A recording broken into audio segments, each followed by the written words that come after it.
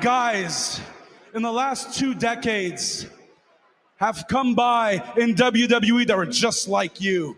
Young, chiseled out of stone, full of potential. And how many of those guys fizzled out and went nowhere?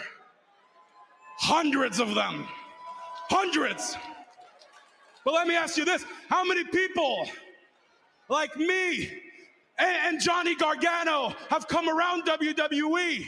And how many of those guys made it to the level we're at? You can count those on one hand, because people like you are a dime a dozen, while people like me and Johnny Gargano are 1 in a million. Now shut up and listen to me, because I want you to prove me wrong. Come on, prove me wrong. Prove all these people wrong. You know how to do it? You know how to do it? I'll tell you. You stop thinking about the moments that were handed to you, and you start making your own moments. You know how to do that? You check your ego at the door. You look at yourself in the mirror. You realize you're not as good as you think you are, but you let your passion drive you to get better. And more importantly, you leave everything you have in this ring every time you step foot in front of these people. That's how you prove me wrong. That's how you become the future. That's how you become the face of WWE. What up, Missa Kate, Chicago sweetheart, also known as the Shit Show. This is Christian Rose, Old Evil, That Damn Coyote, Moonshine, Illinois' favorite son, The Truth, The Bitter Lunatic, a man with so many nicknames even I can't remember them all, proudly representing those damn coyotes. King in the Valley. Yo, this is Slammer. This is the Croc Rocket. Nickelback poppin', curls for all the girls. The Perminator, Sam Beal. How you doing? This is the Corn Man, Corn Boy, a.k.a. Captain Gutierrez. This is Sabotage. How's it going, everybody? This is the wild child, Connor Hopkins, the handsome coyote in Those Damn Coyotes. And you're listening to Primo, DB, and AJ. You are listening to... And you're listening to Sit Down Marks podcast. The Sit Down Marks. And what you gonna do when Slammer Mania runs wild on you, brother? Sit Down Marks with DB, Primo, and AJ. And you are listening to the Sit Down Marks podcast. And you are listening to the Sit Down Marks podcast with DB, Primo, and AJ. And I am on the Sit Down Marks podcast, and we're going to get some perfection today, baby. Ladies and gentlemen, the following Sit Down Marks podcast is set for one fall.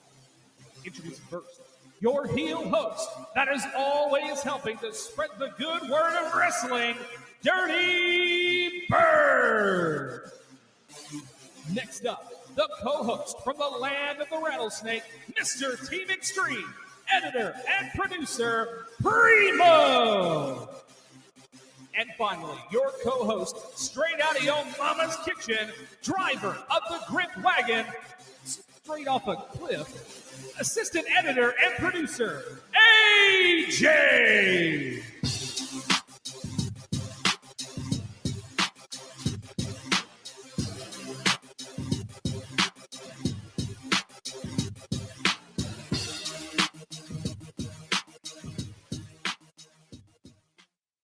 What's going on, everybody? Episode number 81 of the Sit Down Mars podcast. Come on in, sit down, let's chill. Let's talk about wrestling, man. You got 2/3 of the Sit Down Marks today. It's me and Primo right now for the time being. AJ's going to make a late run in with his, fancy rock star, rock and roll lifestyle that he has. He's on podcasts. He's on local radio. He works for wrestling promotions and newspapers and, this man, this man's all over the place. So, absolutely. But he'll be rolling in here with us lately. But with me today, as usual, the three-time Kurt Angle champion, not current, but three-time. That's right, baby. Kurt Angle champion and current king of the mountain. What's going on, Primos? How you doing, brother? Oh, just your life is busy too. Living the dream. Well, yeah, it's busy in other ways, but not as quite. His sounds really interesting. Mine's more of like a normal busy routine. Yeah, I have a lot of things going on as well. I just got my back is all better. I threw my back out over the past week, so Ouch. It's okay. We're back. Well, we're back. My back is back, and we're back. Episode 81. So let's go. Let's do it, man. I want to thank the sponsors, Jet Designs. That's JET Designs on Facebook. Old Primo's good old brother-in-law out there. He's cranking out those die-cast cars. He's making custom die-cast orders. So if you know anybody out there, I got a couple sitting in front of me right now. If you're watching live on YouTube, check him out. Here is just one of his many creations. Yeah, he did back when I used to do a little race broadcast in there. That's the Dirty Bird TV selection. But yeah, he's one of the best out there, man. So if you know a guy that's into custom die-cast cars and needs one made, check out Jet Designs on Facebook. And we want to thank everybody listening on all the podcast platforms, of course, Stitcher, Google, Spotify, Apple, all those. Thank you guys so much for listening to us. We appreciate it. Tell all your friends. And obviously, like we always like to ask, leave us that review. It really goes a long way in helping out the pod. And we also want to say thank you to our friends on SportzWire Radio every Friday, 6:15 usually on the East Coast, right before the Thomas Bryce Show. That's right. The number one Sports show. Sports Support. You know who he had recently on? Who do you have on there recently? A friend of the pod, Mr. RP Davies. I did see that. Yeah, that was very cool. RP's his steam is picking up, man. Yeah. He's doing good, man. He's doing really good. He's got a lot going on, and we usually talk to him through Twitter ever so often. It's funny he said that he actually asked how he hoped that we all were doing well lately. So RP getting things done. So yeah, he was on that. So go check out Thomas. He's always talking sports there with the guys, and we thank them for running the pod for us, not just Friday, but throughout the week instead. So you could have even heard our last week's pod this morning. He ran it for us this morning. That's right. So we really do appreciate it, man. Thank him out and go check him out on Twitter. All right. So we did another edition of Primo's Takeover here on the Sit Down Marks podcast. Primo's done this a few times. Always fun. Nobody knows what's going on but Primo. And I think he kind of likes it too. I really like that. Cool. Yeah. So taking over the captain's wheel, I guess, if you will. So let's see what he has maybe persuaded the jukebox maybe to play for us here today. I did. I stuck a quarter in that machine, and I told her, play an oldie but a goodie, and here it is. Get ready to fly.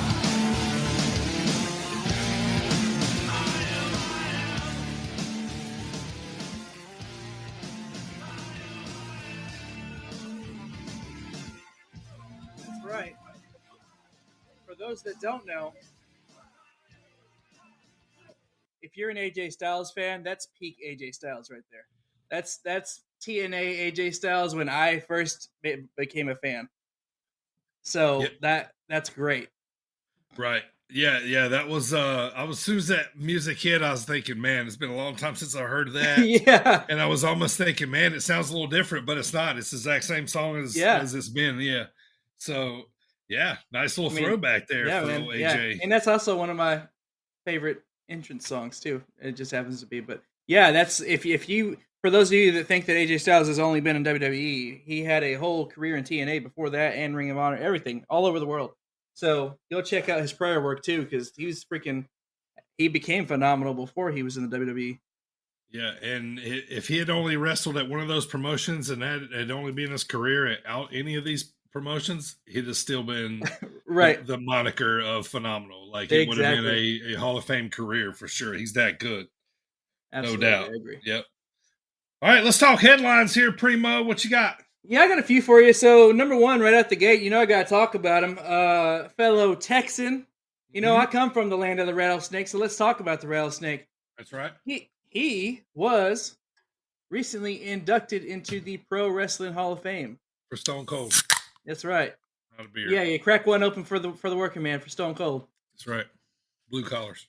Yeah. So yeah. So not the WWE Hall of Fame, but the actual pro wrestling as a whole Hall of Fame. Stone Cold was inducted. Yeah. Awesome. Yeah, that's even higher credentials, really, when you're worldly renowned like that amongst the sport. It's the broad spectrum, yeah. Yeah. So next up we have PWI. Actually, today PWI. DB is real familiar. He gets PWI magazines on rotation. I do. PWI has released some of the results. They released all the results, actually. The PWI 500 of 2022. Mm-hmm. Here are the top 10. Spoiler alert for anybody that don't want to know it yet. That's right. If you don't want to know, I'll give you 2 seconds. And fast forward about a couple minutes, maybe. Yeah, because we're going to talk about them. Yes, I'm going to start from 10. 10 down to 1. At number 10, Jonathan Gresham. Fair. Legit. Yeah, that's legit. Some say best technical wrestler in the world. Yeah, he's legit. Number 9, Big E. Yeah, obviously based on his title run, right? And being, he had he was over, had a huge year. The evaluation period he was active, so it goes off of that too. Yeah, and unfortunately he sustained an injury, but I did read recently that he is now able to nod with his neck, so that's good. That's a big step. That's awesome progress. Next up, number 8, AAA. He is a AAA champion, Vikingo. He's Hijo del Vikingo. Yeah. Haven't seen him wrestle a whole lot, but what I have seen, a pretty entertaining. Makes a lot of sense why he's the champ down there, and he's another one. You wouldn't know it here, but I do read a lot about things going on outside of the U.S. as far as wrestling, and I hear him a lot. He's a big draw in Mexico. Yep. You know what I mean? A lot of people are coming. He's drawing people into Mexico to watch AAA to check him out. He's there. He's a little bit of their cash cow, I guess. Right? What they call that? Putting butts in seats. That's right. Yeah, he sells the tickets, man, and So legit. This next one comes at no surprise. You might should have been, in my opinion, a little further up the list. But number 7, Bryan Danielson. Yeah, I think he should have been at least ahead of maybe a top 2 5. guys. Yeah, 2 guys ahead of him at least. Yeah. Yep, I agree. He's been on fire, obviously, since he went over to AEW and just putting on clinics week after week. So right, and for me too, honestly, for me, like with AEW, their move that really made me be like, all right, they're legit. It's time to go. They're a legit competitor. Like when Brian went over there, like it was a big shift, and a big star went to another company outside WWE. So yeah, I mean, you could probably really put him anywhere in the top 10, but yeah, I was thinking at least top 5 for Brian. I agree. I say, well, we'll get to that, but number 6, which is interesting. I'm not saying that he's not good, but I just think, this over the past year, but whatever. Right. Number 6, Cody Rhodes. I mean, they could be going off for the WrestleMania return alone. I don't know, but I think storyline driven wise, he generated a lot of buzz. Yeah. Changing, companies, having some awesome matches, and then the whole tear of the muscle thing and wrestling through that. Yeah. Okay. You know what I mean? Yeah. So I forgot about the torn muscle thing. Yeah, they go off a little bit of that kind of stuff too. So, I'd say top 10 for Cody, but 6 is too high. Yeah, I agree. 6 is too high. No, and I got all the love for Cody, but like I said, it's just Yeah, I'm about to say the same thing for Bobby though. But the thing about Bobby at number 5, I'm super happy for Bobby. He's getting, he's getting his love, he's getting his recognition. So definitely top 10 for Bobby, but he is at number 5.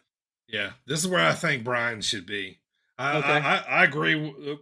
I think the top three could be shuffled, and I agree with number one, obviously. But yeah, I think this is where Brian should be. Lashley should be where Brian was, like 6, 7. But yeah, I'm not mad at it. I mean, Yeah. Lashley's he was in the game for a while, got out, came back. He's tried to shake off like a bunch of bland and kind of boring. He's not that great on the mic, but he's a lot better now. And this new Bobby is more interesting, more fun to watch. You can tell he's put in work. Yeah, a little more charismatic. What was the little faction there they had for a while with Hurt Business? Hurt Business. Yeah, that was awesome. That should have ran longer than it did. I feel like it should still be a thing. Yeah. They had something there. I felt like, yeah. So, but good for Bobby though, for sure. Number 4, Hangman Adam Page. I like it. He was the first kind of homegrown guy that in AEW that put a lot of investment into him. They had this storyline of him drinking. It was a slow burn all the way back to the top. This was a great story. He's not the greatest wrestler in the world, but he got over. We all got behind it. We all like to see it. And it's crazy to see. Emotional win over Omega for the title. Yeah. Slow, like I said, slow burn build. I agree with this at number 4. Good for him too. Number 3, CM Punk. Yeah, I mean the biggest comeback of the last long time. Like exactly. You can't argue with that. Like it's not gonna. No. I mean, obviously he's money talk dollars and cents. Yeah, and what you just said, butts and seats again. Like they filled that arena on a rumor. Sure. Yeah. Fast. Yeah. Ball tickets fast. Yeah. Gone. Number 2, which is no surprise, Rainmaker Kazuchika Okada. Yeah, this guy's global, man. We got a little bit of taste of him during Forbidden Door. Sure, and I wish we could get more really on USA TV. I mean, you got to go New Japan Pro Wrestling World really to watch him, or they show some stuff on Access TV, which I think is only on DirecTV now. But awesome matches. He gets over everywhere. Great gimmick. I feel like every time I watch him wrestle, it's at least 45 minutes. He's had great storylines, feuds with everybody. He's constantly in the top 3. Yeah. He probably should never leave, really. Until he just rotates in 3. Yeah. And of course, number 1, well-deserved. He's worked his butt off, and obviously it's none other than Acknowledge me. PWI acknowledged the tribal chief at number 1, Roman Reigns. Yeah, this is you can't miss this one. This is obvious one here. Yeah, absolutely. Yeah. I mean, there's no toss-ups this year. He was number 1. Even MJF sent out a tweet that said they hit the nail on the head with number 1. Yeah, they did. Do you have the whole list in front of you? Do you? I don't have the whole list in front of me. I just wrote down the top 10. I do know the 500 was released though. It was released. Okay, I didn't never see where my boy Jay White was. Where I thought he would be. He's probably in top 20, but I didn't see. More than likely. Yeah, gotta be. And last bit of headlines here for September 14th. Those of you that were fast forwarding, you can now come back. WWE has announced the hiring of, which is just an interesting move here. WWE announced the hiring of former Las Vegas Raiders president Dan Ventrell into the role of EVP of Talent. In his role of EVP of Talent, Ventrell will oversee WWE's talent department and report to Chief Content Officer Paul 3H's Levesque. Is he like one of Paul's friends or something? Do you like inside guys or something? I have no idea. I know that, it was a whole thing with, him being let go of the Raiders a little while ago, but right. So it's interesting. It's also weird, if you're to be, I'm not saying it's a demotion or anything. Yeah, okay, it's a demotion. He was the president of a football team, and now he's just like an EVP of talent and a wrestling company. Not in WWE, don't get me wrong, but sure. I feel like it's just a little bit lower tier than he was, but maybe that's what he had to do, to get a job. Yeah. I don't know. Yeah, I mean, it's probably good on his resume for handling all the responsibilities that comes with. Yeah. Doing So- that, I guess. But yeah, I always love it when the top 500 comes out because then you get to see all the wrestlers' social media posts all day, being happy about making it, and and posting their number and where they were up from last time or where they were up down from last time. Our girl Billy Starks was in the 240s, I think. Oh, Something really? like that. Yeah. Wow. Yeah, she's crushing it. Former That's awesome. guest on the pod. Yep. A lot of people on the pod made the list that were current, but yeah, it was it's cool to read that. So always fun that I'm glad that they still do that too. It's kind of something it's been around for quite a while. So all right. Welcome to the show. Yep. I am the Dirty Bird. It's time to talk about what we're going to talk about.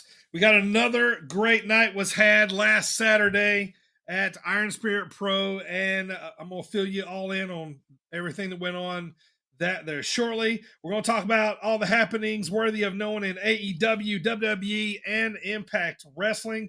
Primo is going to bring us another edition of his personal picks for Promo School as a surprise. And lastly, we're going to drop the great conversation that we had with Chicago-based independent wrestler Missa Kate. You heard her at the off the top of the broadcast. Just an awesome interview. You're going to love some of the questions that we had for her and really some of her answers here. So it was cool. It was cool to have her on. Really appreciate having her on.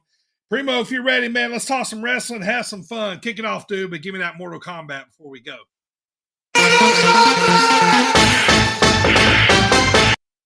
love that shit. Let's say DB loves that shit. This is Levi Cooper. Hey, this is Buck Nasty, Bucky Collins. This is Big Beef. What's up, bozos? This is Trevor Outlaw, and you're listening to the Sit Down Marks. Sit Down Marks. Sit Down Marks. And you're listening to the Sit Down Marks podcast with DB, Primo, and AJ. Okay, so last Saturday, AJ not here. Maybe he'll come in while I'm talking about it, hopefully. But if not, last Saturday we had a big show in Normal, Illinois. It was at a place called the Connie Link Amphitheater, which is a small little amphitheater in Normal, Illinois. It's kind of a small little kind of budget-friendly type amphitheater. So you imagine a big amphitheater that you go to. Imagine that Honey, I Shrunk the Kids, the laser shoots it and right. Yeah. So we put a wrestling ring on that small amphitheater. And I tell you what, man, for me, it's a long day of work, but it's a lot of gratitude in doing it too. And one of the cool things with me is when we do new venues, it's kind of like the backdrop, how it's going to look, that kind of stuff. We were a little apprehensive because there was on both sides of the ring, there was concrete walls. And then on the backside was a big garage door, right, that we brought down once the show was about to start. So really all the wrestlers had to do was wrestle to that one. All the fans were in the front. It was a bring a chair, bring a blanket, sit on the lawn type event. Turned out really awesome, man. We had close to 250 people there. We were super stoked. It ended up being a really nice, beautiful night for it. But one of the coolest backdrops I've ever seen. The guys didn't really have much room to work on, outside the ring. So a few of them still did anyway, but because there just wasn't a whole lot of room because our ring basically took up that whole platform. But it was really cool. Go check it out. IronSpiritPro.com, Iron Spirit Pro on Twitter. You'll see some of the pictures that was posted. And then once the nighttime fell, it was really cool when they turned the house lights on in the back, and so it was really cool, really, really cool backdrop and atmosphere, I guess, for wrestling.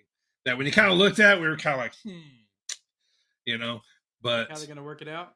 How they're going to work it out, yeah. But, the ring fit in there good and snug. It was fine. The guys just didn't have much room to work outside, so when they wanted to, they would just drag them outside to the lawn and just do their Okay. thing out there. You know what I mean? Hey, that's cool. Yeah, it worked. It was right in front of the crowd, the action. Kids were loving it, and I can honestly say that we've seen a lot of the faces that we've seen from the Sweet Corn Circus. Mm-hmm. And we really advertised this show a lot in Normal. We didn't do it so much in Bloomington, maybe a little bit, but to kind of really home in on the home crowd in Normal. And I would say probably 75% of this crowd we've never even seen before, which was really cool because we were excited about that. There was a lot going on in town that night. The kids had just came back to school at Illinois State University. Normal is college town. So all these bars are throwing these welcome back Hoodinks and First Redbirds, which is a local football team, Illinois State, their home game. So anyways, there's a ton of stuff going on. So we were really worried that we weren't going to get that good of a turnout, but it ended up turning out really good. Absolute awesome card. Orion Starlight and Hartenbauer put on a heck of a show. It was a really awesome match. Bucky Collins and Storm Grayson probably stole the night. Bucky by himself probably stole the night. Just being Bucky, selling, all that kind of stuff. And, so just Bucky being Bucky. And, it was great, man. The crowd seemed very pleased. The tag team matches were hot. 815 did their thing. It was really great. The Bang Brothers, don't Google that. They were there and put it on. The Bang Bros put on an awesome show in their match too. So, got some things coming up on the horizon. Not allowed to talk about yet, but some cool stuff coming. It was a great night of wrestling, but it all came down to the end of the night. Brew Baker, he defended his title against Travis Titan after the match. Local guy CJ Esparza has been on a little bit of a win streak. He is best friends with Brew Baker. Brew Baker is the reigning almost 2-year champion, I think it is. So our next show, October 29th, these two guys are going to get it on. Two best friends are going to collide over the gold. Yeah.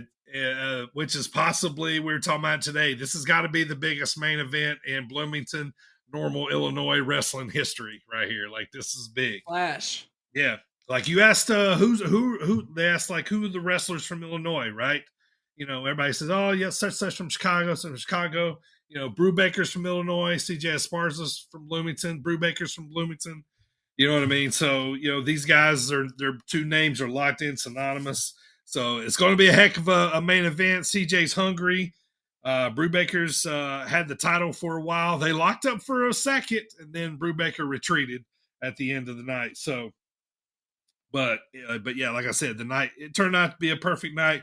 October 29th is our next show. We're back indoors, back at normal again, and that's going to be your main event for that card. And we're still putting the rest of the card together, but it was super cool to do a show like that somewhere different, and it was cool to see a bunch of different people we've never seen before. So we're expecting a really big card, really big crowd to come for this October show. So how was the weather?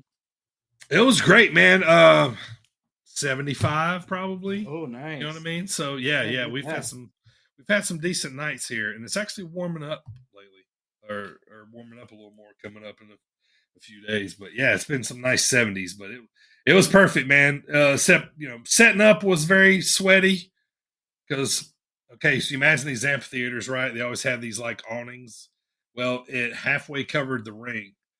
So you were on halfway on the side of the ring where the sun was. You were sweating. It was just awful. You just beating down on you. Yeah, the other side, perfect shade, no problem. It was nice. And then half of the canvas was hot, but yeah, it was.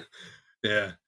Yes, it was nice, man. Good night of wrestling. Excited for the next show coming up, and we'll talk about that more later. So, all right, Primo, let's move on here, man. Let's get started with these weekly recaps, sir. Yeah, I'll hit you with some Impact. All right. So starting out Impact, we had first of all opening the show here, Aussie Open defeating Bullet Club in the opening matchup there. Full life. Yeah. And next up, speaking of Bullet Club, more of the Bullet Club there. Speaking of this. Yeah, there it is. You got the shirt on. Good Brothers were backstage, and they were confronted by none other than Motor City Machine Guns. Yes, that'll be awesome. And they were talking about how they've never actually faced off in a tag team match. And now, next week, for the first time ever, Motor City Machine Guns versus the Good Brothers. So that's going to happen. Man, if you have a reason to watch, man, just tune in for that match. It's going to be great. Exactly. They're going to put on some cool shit. Currently on her last rodeo, Hardcore Country. Mickie James defeats Rochelle Rose, so the rodeo lives on. She didn't lose. Yeah. But that sucked because she lost her first one. So yeah, I'm done. All right, well, it was a quick tour there. I said whenever I lose, I'm going home.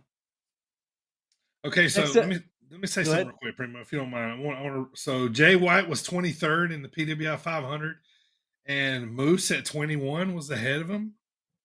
Yes, I'm not arguing with Jericho, but man, that's some overseas bias. That is. Yeah, well, you didn't. Yeah, listen to who was a little Hammerstone. Yeah. Where was that at? AC Mack. That has got to be like the highest at 25. AC Mack's at 25. Yeah, wow. And then you have 11 through 20 here, which when how crazy is it? You have Matt Cardona. Who would have thought? Okay, that you would have Matt Cardona above Chris Jericho, Seth Rollins, Adam Cole, Kenny Omega. All these people, but dude's on fire. So I mean, yeah. But that might be the highest ranking for an independent wrestler ever. I don't think AC Mack signed by any type of big promotion or nothing. No, I mean he is, as the independent wrestling champion, he like tore it up and yeah. Wow, that kind of blows my mind. Like he's ahead of Braun Breaker, for God's sake. I mean, or Will Ospreay, like that's even more of a. I mean, dude, I didn't even think about this, but Sammy Guevara is number 28, so I'm not sure about that, but they got their reasons, I guess. But Braun Breaker he broke the top 50 in his rookie year. Sure. At number 26, that's wild. It's respect, I guess. That's wild. All right. Literally, that just kind of blew my mind there. Yeah, because NXT 2.0, this was their 1 year anniversary show. So it was, yeah. So anyway, Mickie James Rodeo lives on. She didn't lose. Moving on, we had Brian Myers retained his Impact Digital Media Championship against Bhupinder Gujjar he retained it with DQ. Some shady tactics. And afterwards, Scott D'Amore made the announcement they'll face off again in 2 weeks. In a ladder match. Yep. So, and that was really it for Impact. Need more Sammy on there, dude. Good Lord. He was there, but he didn't wrestle. Yeah, he just talked. Yeah. So, that's all I got for Impact. You want me to wait for NXT till you do the other two shows? Yeah, I'll jump on SmackDown here and we'll go through that. Smackity down? Yes, sir. Smackity Down was in my favorite city in the world. I don't know if I've ever told you this or not, but man, Austin, Texas. I love me some Seattle, Washington. That's where I want to. Oh, you have told me that.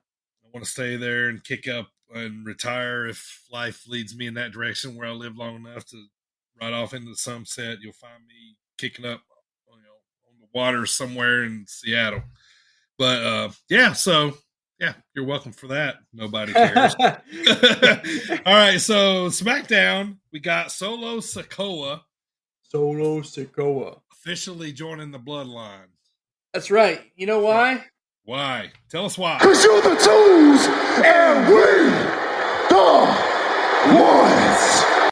What I think is funny about that is Rikishi tweeted out, he's like, oh yeah, so proud of my sons, all three of my sons. Solo Sikoa sitting front and center there, like where he belongs.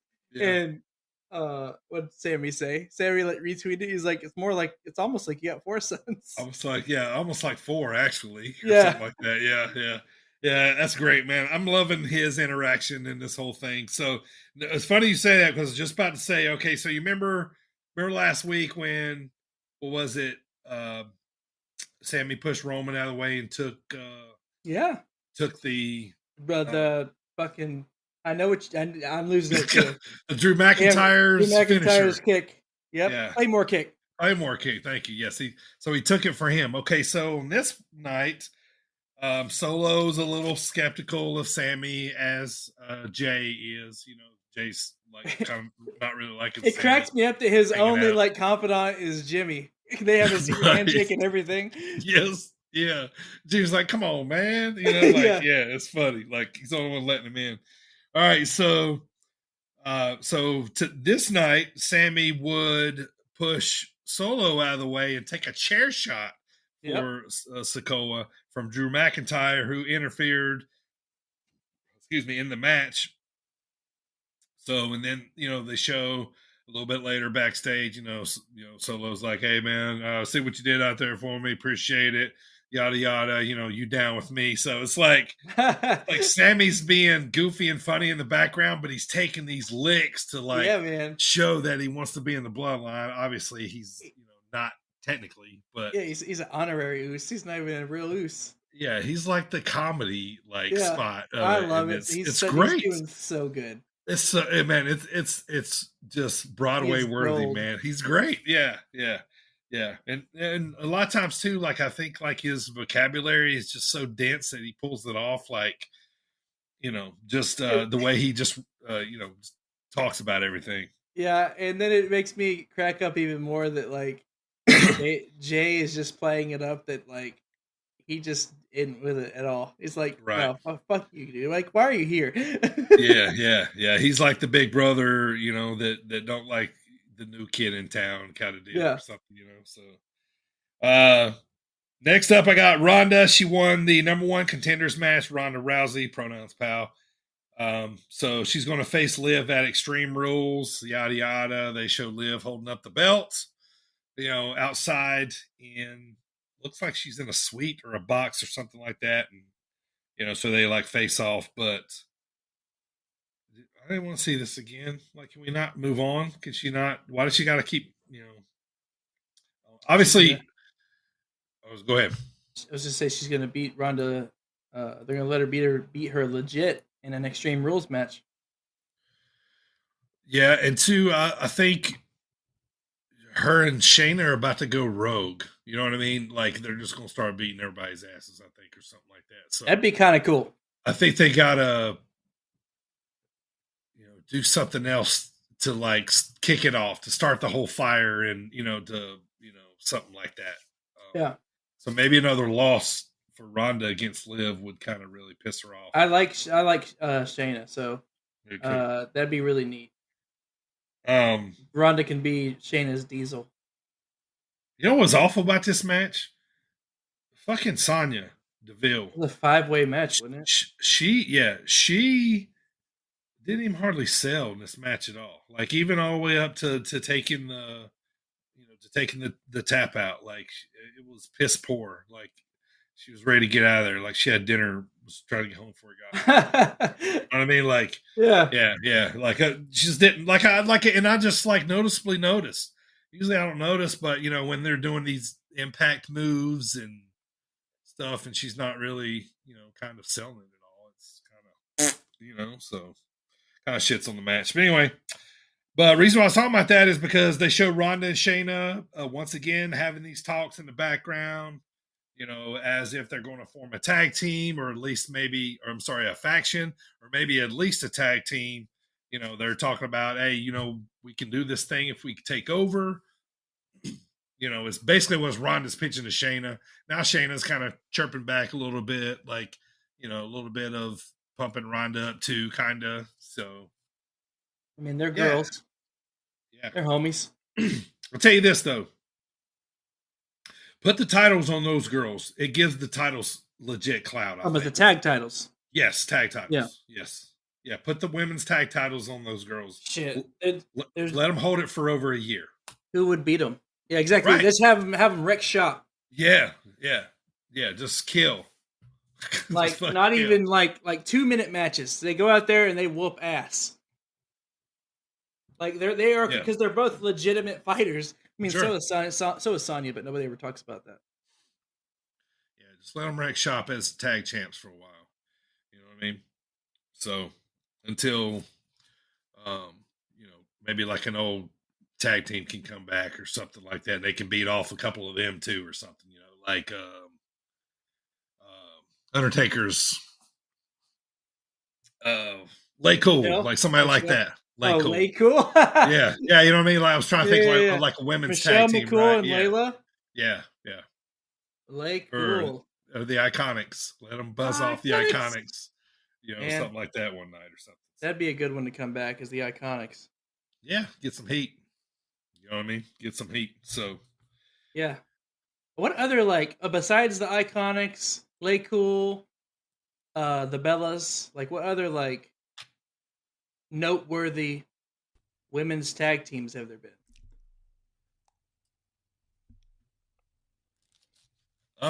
See, that's what I was trying to do. I was trying to run through my brain real quick. Is honest to women's that just focus just on tag teams.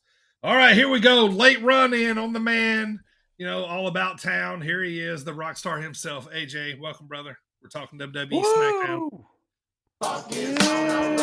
Yeah. Hey, y'all. Can somebody call my mama? It's about to get funky up in here. You're the Funkasaurus. Someone now, needs AJ? to call my mama.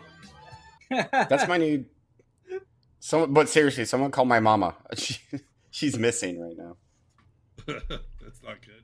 Like shoot missing? Yeah, she's fine. I believe she's making chicken right now. I like how we always distinguish real and joking as shoot. We toe the line. Yeah, shoot. Also, have you guys noticed that when I watch movies, I'm like, oh, who's the heel? Like who's the face? It's like no, hero and villain. Like, what are you doing? I know, right? Yeah, yep. I'll say that too a lot. Like I'll say, being such a face, right? Yeah, or I'm like talking about my kid tearing up the house. I'm like, he's such a heel, man. I'm like, God. Speaking of heels, I'm raising one. So my son has been growing out his hair, and it's gotten quite long now. And the other day, he revealed to me that he wants to be Shaggy for Halloween. Nice. The first thing that comes out of my 7-year-old daughter's mouth is, "Well, me, mom, and dad should be villains." That's right. And y'all can go. They can go. He can go running, chasing through you guys in the neighborhood like the old cartoons used to be. Right. They were all running in and out of doors. Right. Yeah. Right. Yeah. All right. Welcome to the pod, AJ. Glad to have you, brother. Thank you. Glad that I could make it. Yeah, absolutely. Let's jump back into SmackDown. All right. So Braun Strowman comes out. He's got new music. You guys hear it? He doesn't growl anymore. It's a little different now. It's smooth jazz, somewhat similar iteration, kind of, but I think it's better, and I think it works this time. But anyway, he comes out and destroys Gable and Otis. But I'll give him credit. He didn't trip, nothing botched. This one was done right. He looked good. He did the powerbomb on Otis, which was dope. You know what I mean? Yeah. So I think they done this one right. I don't think there's anybody else in WWE right now that can do that to Otis. No. Period. I don't even think, because you got to have the size and the strength. Sure. I mean, and Braun is only the tires short of being a Mack truck, so. That's right. What do you guys think of his He's red just pants? a Peterbilt. He's Peterbilt. What do you guys think of Braun's red pants? I think they shouldn't have slits in them. I feel like they shouldn't be cut. They look too Hardy-ish that way. Hardy boyish. You're gonna start wearing kicker pants? We go wear some Jinkos with spats on his boots.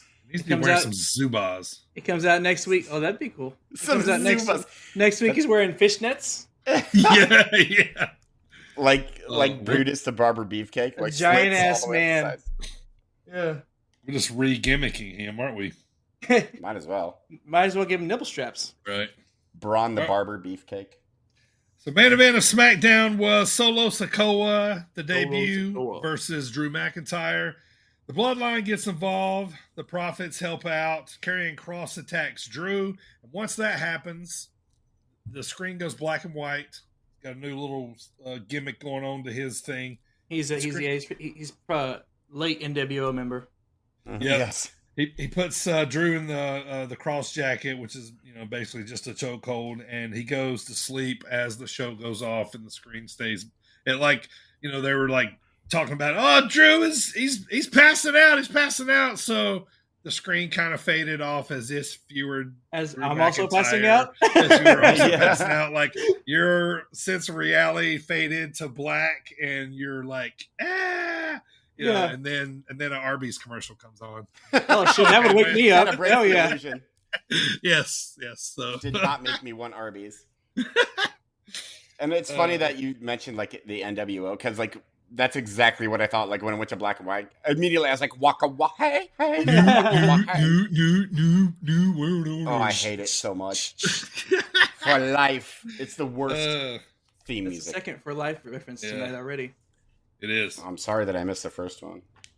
He's got the Bullet Club shirt on. We were talking about. Oh, that's what it was, because we were talking about PWI 500.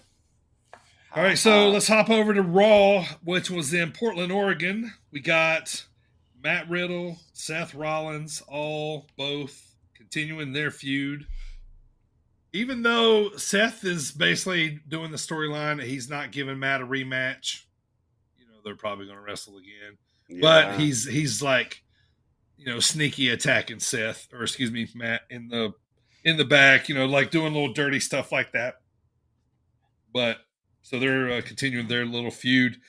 So Dakota Kai and Io Sky win the women's tag team titles that we were just talking about from Aaliyah and Raquel, who held them for 2 weeks. Hey, that's fine. I've seen shorter title runs. Oh, Yeah. Sure. But what was the point of putting on them in the first place? They realized their mistake. Ah, okay, that's fair. Or is Triple H?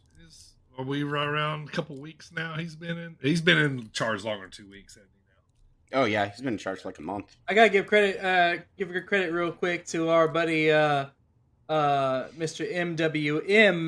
MWO Mike Thunder over there on Twitter. Go read his MWO. Go read his Twitter bio, or I think it was his Twitter bio. He said that they should be named Kai and Sky, like Kai and Tai. Very good. Choppy. Yeah, so they won the tag team titles. So, as we thought should have won the tournament in the beginning, us all three agreed on that. So, yeah. So eventually got the titles over to them. So, yay for them. Dominic cuts a promo that basically Rey Mysterio sucked as a dad. He's basically a man now on his own. Rey then shows up and begs him not to fight Edge. Dominic won't look at him. Edge and Rey Mysterio are buddies. That was cracking me up. Yeah. Because he said, "What? You're not even gonna look at me now?" And the whole time I'm thinking, like, man, if that was like my mom sitting there doing that to me, I would be laughing so hard. I wouldn't be able to keep a straight face. Right. Just laughing in her face when she's trying to reprimand you. Yeah. Yep.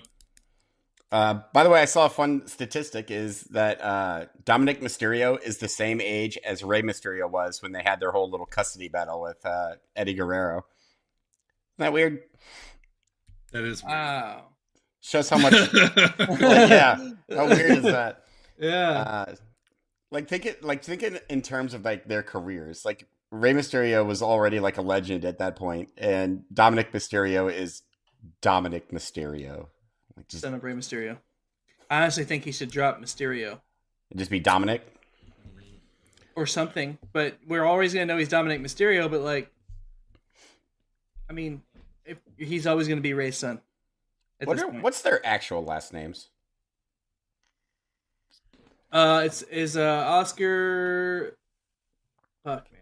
I just watched the Rey Mysterio thing too. Oscar Gutierrez. That's what it is. See, Dominic Gutierrez. There you go. There you go. Tommy G. Old Tommy G. See, it's perfect. Johnny Gargano wins. I'm sorry, go ahead. I was gonna say Tommy G. He can join the Don on NXT. No, he cannot. Johnny Gargano won his debut match versus Gable, and then he gets ambushed by Austin Theory, who then gets KO, There you go. But then he and KO end up in a big brawl after that. So I'm kind of excited for this feud. I think it's going to be pretty hot. After KO verbally hands him his ass. Yeah. He ripped him on the mic. Yeah, because KO is KO. I seen Petey Williams tonight. I didn't know he was with WWE. He's like one of the backstage guys in the suits. Did you see him? I honestly didn't either.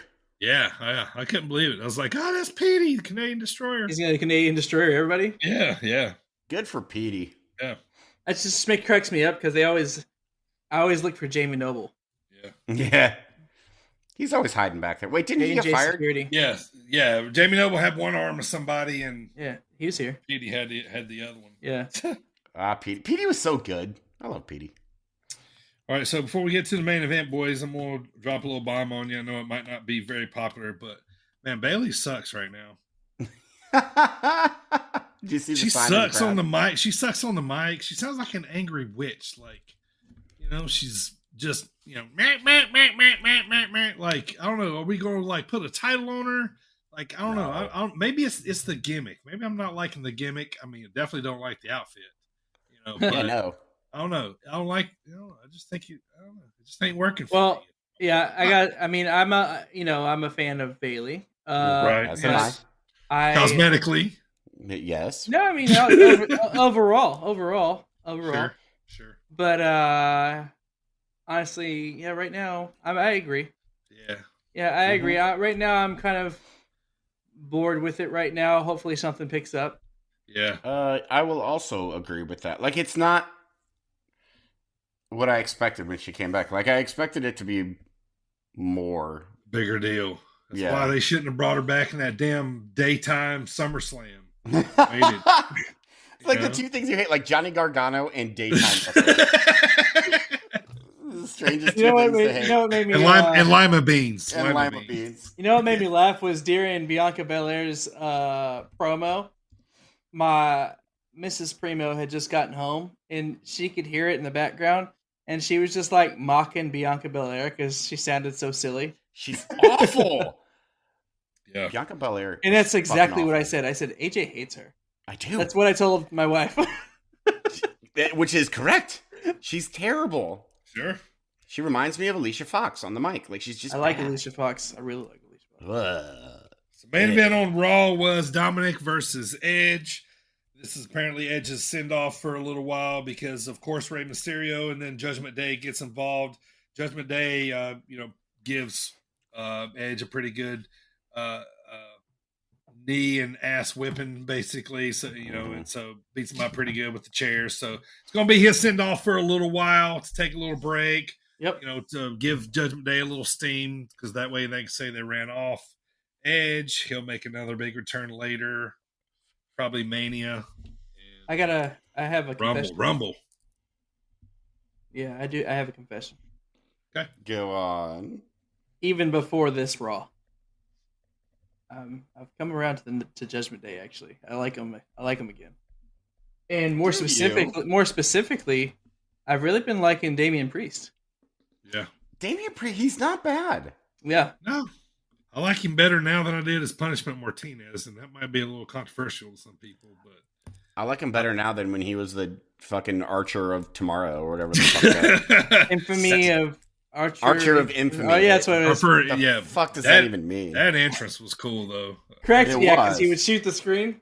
Yeah, he still does that sometimes, but I would also crack me up this in the main event or whenever the Judgment Day ran in. Finn had the purple bandana on his head. He did, yeah. Yeah. There's purple and black squad. But yeah, I'm liking Judgment Day again. You think it's maybe a little bit too because Rhea's kind of I'm a big fan of the fact absolutely. that She's kind of overtake. She's over just like Judgment Day is Rhea Ripley. Like I'm loving her there. Yeah, that's true. Because when it was just Finn and Damian, I was still kind of bored with them. Yeah, like it would have been cool if Edge was still like. I get that they needed a face and fast, but still. Yeah. Plus, I like too. I would say plus I like too the Rhea being like the leader. And I want see Finn and Damian now go after the tag titles. I'd be cool with that. You know what I mean? Yeah, I'd be all right with that. Just like sins or dogs. Yeah. I like that. That's cool. And then she's got her little puppet now. Yeah, I like the little dichotomy, or not dichotomy, the little thing they got going on with Rhea Ripley and Dominic Mysterio. Yep. Yeah. Yep. That's all I got for Raw there, boys. Let's move on to AEW here, AJ. NXT. Oh yeah, NXT. NXT. We did it out of order, so it's not his fault. How dare NXT 2.0. It was actually the 1-year anniversary of NXT 2.0. We started off the show with Tag Team Championship Steel Cage match with Pretty Deadly over Creed Brothers. Yes, boy. Yeah. First of all, I like Pretty Deadly, so I'm happy about that. And secondly, I don't care for the Creed Brothers a whole lot. They're athletes, and that is where I stop at giving them credit right now. I think Miles would be a pretty good singles competitor because I think he's might be the taller one on the mic. Yeah, it's Miles and Julius and Brutus. Julius and Brutus. Yeah. Julius and Brutus. Brutus is the shorter, stockier one. Brutus, yeah. Yeah. He's like an Otis type. It's like heavy machinery over kind of. So throughout the show, we talked about this earlier pre-show. Throughout the show, they played a year in review video package, which actually, looking back, we dogged on NXT 2.0 quite a bit, but they did up this video. Nobody does video packages better than WWE, and they reminded us there were actually quite a few good moments over the last year. Yeah, there were a few. Yeah. I mean, if it was still old NXT, though, we would not be able to list all the good, cool moments that happened. 1 year anniversary of NXT 2.0. It's fine, I guess. I still don't because I loved old NXT so much that it's hard for me to get behind 2.0. So, next up, you had Cameron Grimes. He was supposed to face Tony D'Angelo, and I forgot what his name is. 2-Bit Tony or the other guy. Tony to the moon. Sorry, I was too busy trying to remember his entrance name. Who was Tony Mamaluke? That was an ECW guy, right? Yeah, he's part of FBI, right? That's right. Okay, sorry. Full-blooded Italians. Anyway, Cameron Grimes, he chose to face the Don and his guy by himself, but later on in the matchup, Joe Gacy and the Dyad come out. Joe Gacy forcibly tags himself in and helps to get the victory. Afterwards, Cameron Grimes once again refuses to join Gacy, and the Dyad attacked him from behind. Throughout the night, NXT North American Championship match looked to He's be joining again. You think so? Yeah, it looked to be called off due to Carmelo and Trick Williams attacking the challenger Wesley backstage until Carmelo came out to the ring for the main event to defend his North American Championship against nobody, which he thought. But out came the newest member of the Bloodline, Solo Sikoa. He arrived and told Carmelo, he said, I already told you, I got next. So then NXT, and I put this right away, the NXT crowd was more behind Solo than they've ever been behind him. They were, yeah.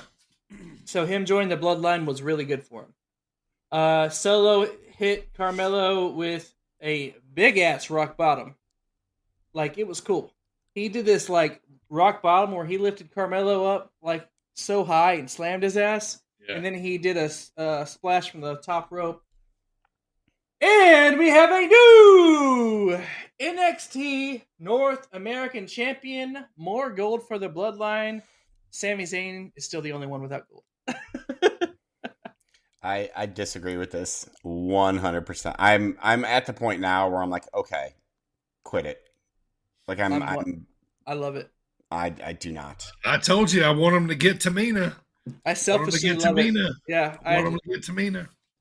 I 100% love it. And why does they keep doing? Go ahead. I'm sorry. I was wondering what they were which belt they were. I knew they were gonna give him a belt. I just didn't know which one they were gonna give him, and it makes sense. You know. See, I thought for sure they'd give him the IC belt. Well, if he's going to stay down on NXT, he's representing. He'll be in the bloodline too. You know what I mean? He has to have an NXT belt, I think. I mean, you know, yeah, because he even raised the finger at the end.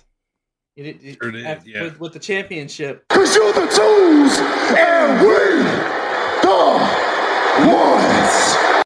I want Sami Zayn to win the 24/7 title. It's gone now. It is gone, isn't it? Yeah, they retired it. No more. Bring back the European Championship. Yeah. They just got rid of it, but bring it back already. And they got rid of it like in early 2000s, right? They merged it with the Intercontinental Championship. Oh, yeah, that's right. What one am I thinking of? Oh, I'm thinking of the Cruiserweight. Yeah, no, yeah. They did just get rid of the Cruiserweight. That was at the very end of the show. This might come as a pleasant surprise to you, AJ. At the very end of the show, on this 1-year anniversary special, there was a special message from the Heartbreak Kid, Shawn Michaels, ending with, at the end of the message, saying, "We are NXT," with a new logo unveiled, white and gold. Thank God. Yeah. How cool. Yeah, it's cool. I like it. Like they basically unveiling a new era of NXT. Thank God. I love that our childhood heroes are running today's wrestling. It's kind of cool. Every time I see it, I'm like, DX really took over the company. Yeah, DX took over. Yeah. it took a while, but they got there. but they did it. Sure did. Love it. And that's NXT. It was actually a pretty good episode. It was. Yeah, I enjoyed that mashup video from last year. Yeah, it was cool stuff. You ready, AJ AEW? I guess. I mean, there's one or two things happening in AEW right now. So first, fights. Yeah. First, I want to talk about the aftermath. So essentially, there's going to be a tournament because, of course, there's going to be a tournament. Yeah. Vacated belts everywhere. Yep. All the belts are vacated. All of them. There's an interim world champion for the women. The trios belts are vacated. The championship belts get vacated. Like, everything's vacated. Nobody's a true champ right now except for, like, the ROH guys. Yeah, which, funny you should mention. But first, we have MJF's promo to start the show, which was fantastic because so good. He was like being like super face, but it was so insincere. Like only MJF can do that. Right. And then Jon Moxley comes out and cuts another promo as well, putting over Bryan Danielson a lot, which makes me think that Bryan Danielson is it's going to be Moxley versus Danielson for the belt, which will be cool. I think Moxley gets tripped up by Guevara. I fucking hope not. I think Guevara gets to the end. I think, yeah. And then everybody will be totally on Bryan's side. I hope so. That's what I'm calling. But, yeah, I think the belt's going on Bryan for sure. So we have the new Trios Championship, which is Death Triangle. They beat Best Friends and Orange Cassidy. And which is funny, because we were talking at the Iron Spirit show the other day about what our gimmicks would be, and I was like, honestly, mine would be Orange Cassidy, even though I do nothing but bitch about Orange Cassidy's gimmick. But it would totally be my gimmick, like whatever kind of shit. So, it's a decent match. Pac is fucking awesome. He's so underrated. And, yeah, your new Trios Championship, which these are the belts that I care least about, is Death Triangle, which is nice. And it makes the Pac the first two title holder at the same time. Yeah. In AEW history. They kind of got me here. I kind of thought this would be a good title for the Best Friends to have. You know, yeah. Put it on some baby faces. So.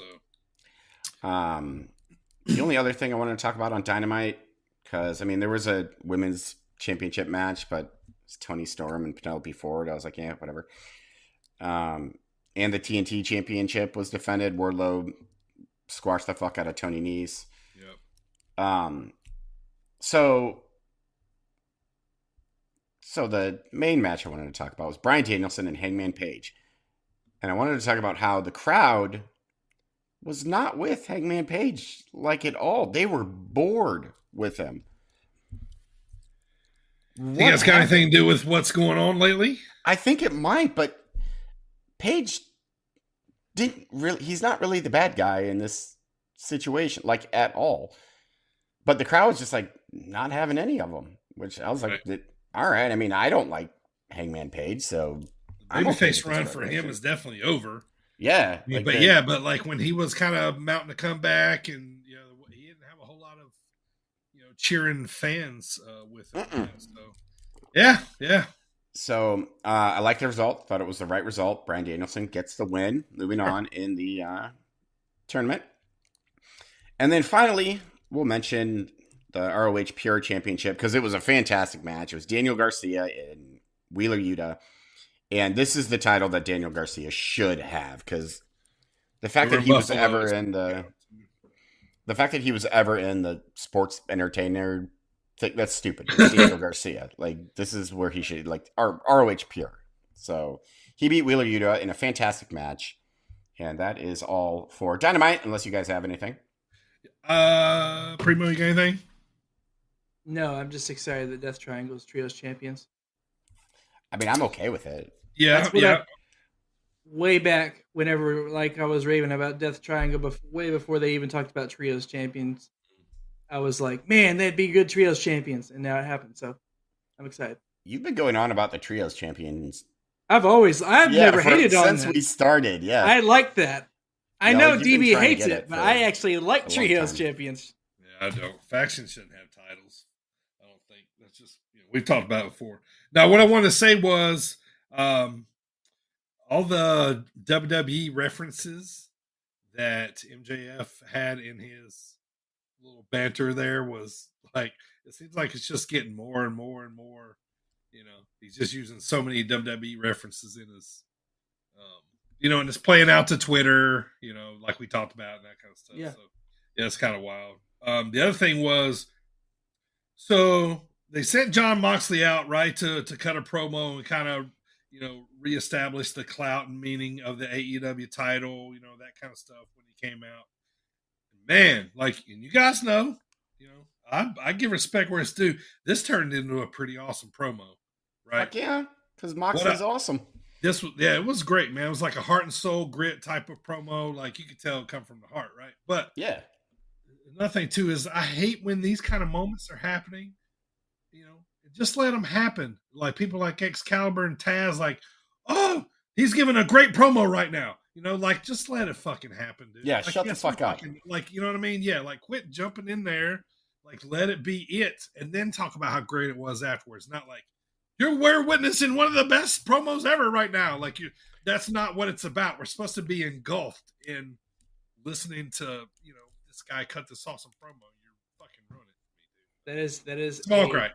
No, that's a pet peeve of mine. Actually, okay. I haven't mentioned it before, but for instance, like when Mickie James was giving her last rodeo promo last week or 2 weeks ago, she's fucking talking and she's giving an emotional promo about her last ever run. Shut the fuck up! Yeah, and the crowd's like, don't go! We love you, Mickey! And that's all you can hear. I'm like, you're not giving her any respect right now. Shut up. Yeah, shut the fuck up. Please. He used to do that all the time. It's the one bad thing that I'll say about this person is Bobby Heenan used to do that all the time. It used to drive me fucking nuts whenever he would do it. Yeah. Small little jabs in there in the middle and stuff. So yeah. It's shut up. Yeah. But that's all I got for Dynamite. Okay, well, moving on to Rampage then. Short and sweet. Rampage. Wow, we haven't called it that in a long time. God, I hate Sammy Guevara. He has just go away heat with me. I'll say it every week. His stupid face, I want to smack it. If it makes you feel any better, he broke the top 30 in PWI's 500. How? At number I 28. don't understand how. Sure did. Wait, who was number one in that, by the way? Who do you think was number one? Roman. Who's number 2? Absolutely. Okada. Well, we said no spoilers earlier, but yeah, Okada. Okay. I don't care. They would have looked it up by now. Yeah, that's fine. Roman, yeah, that's cool. If you listen to this podcast, you probably already looked it up. I fucking hate Sammy Guevara. I'm not a fan. Like, his stupid goddamn face. Darby Allin should have won this match. I get why Sammy Guevara won, because they needed a heel to win, but Jesus Christ. Like, put someone else in this match. He's a Spanish god, that's why. Oh, fuck off. I cannot stand Put some respect on it. No, you know what? You know what? He needs to come out wearing the panda head again. I mean, what's funny is I actually like Sammy. I still like him. I get that he's immature and shit, and I understand that side of it. But I do like to watch him wrestle. He just seems like an arrogant little prick. And yeah. Like, he's got that punchable face, like yes, on 100, on the level of 100. Yeah, like the highest. You know what I mean? He has a dumb haircut. Yeah, dumb haircut. You know, he's like I agree about all of that, but I just like watching him wrestle. Like, you know, I like spots, and he does spots. Yeah. Have you ever? No, his 100%. He's doing duck face. He's like a 12-year-old girl posing for an Instagram picture 100% of the time. Like, he's always like fucking stop. I'm gonna. He's like Zoolander. Blue Steel. Blue Steel. That was my Blue Steel. I regret doing it. The other match I want to talk about during Rampage is Claudio Castagnoli versus Dax Harwood, because this match was awesome. Yeah, it was great. Uncle Dax. It was a long match. Like, Jesus Christ. Yeah, it went like 25 minutes, I think, didn't they? Yeah, it was most of the show. Yeah. But Claudio's awesome. Dax is awesome. Dax has a good European uppercut. Like, he never uses it, so he should use that more. But Claudio, my boy, got the win. Love to see it. I mean, he broke it out. He broke it out against the king of uppercuts. Yes, right. He did. So it was a great match. Like, that would be the one match I would recommend actually going. So in European countries, it's just called an uppercut. It's just called an uppercut. Yeah, it's an uppercut. Just wanted to verify. They don't do it the American style. No. European, you got to use the outside, and you could do a little spin. Well, yeah, that's what makes it European. That little spin, the twirl. Yeah. So that's all I got for Rampage. Not a whole lot happened. It's like a forearm shart. Forearm shart. Minoru Suzuki. I'm bringing back all of the old. You're pulling out all the old stuff. All our old bits. What I want to say is Samoa Joe in here.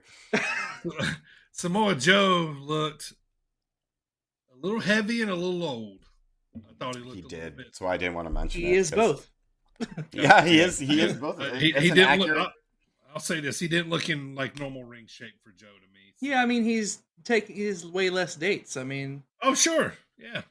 You know, and he's getting older. I mean, still a boy nonetheless. And oh yeah, he's absolutely a legend. Maybe that's the way to do it though, so he doesn't get hurt. Less dates. I was about to say age catches up with everybody. Not me. I'm ageless. That's what you're ageless.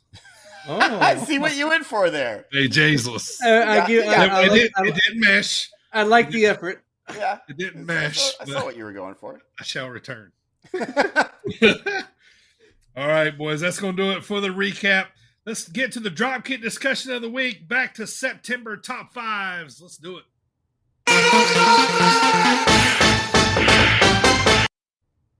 You know it. DB loves that shit.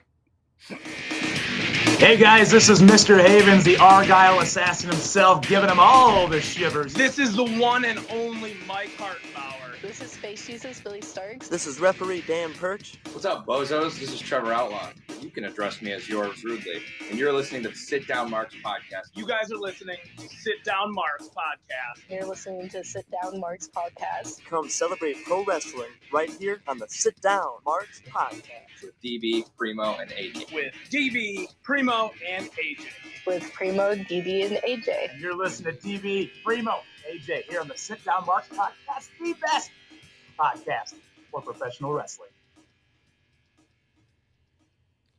So Primo, you missed it earlier, man. I wanted to mention it real quick just because I heard Hartenbauer talk.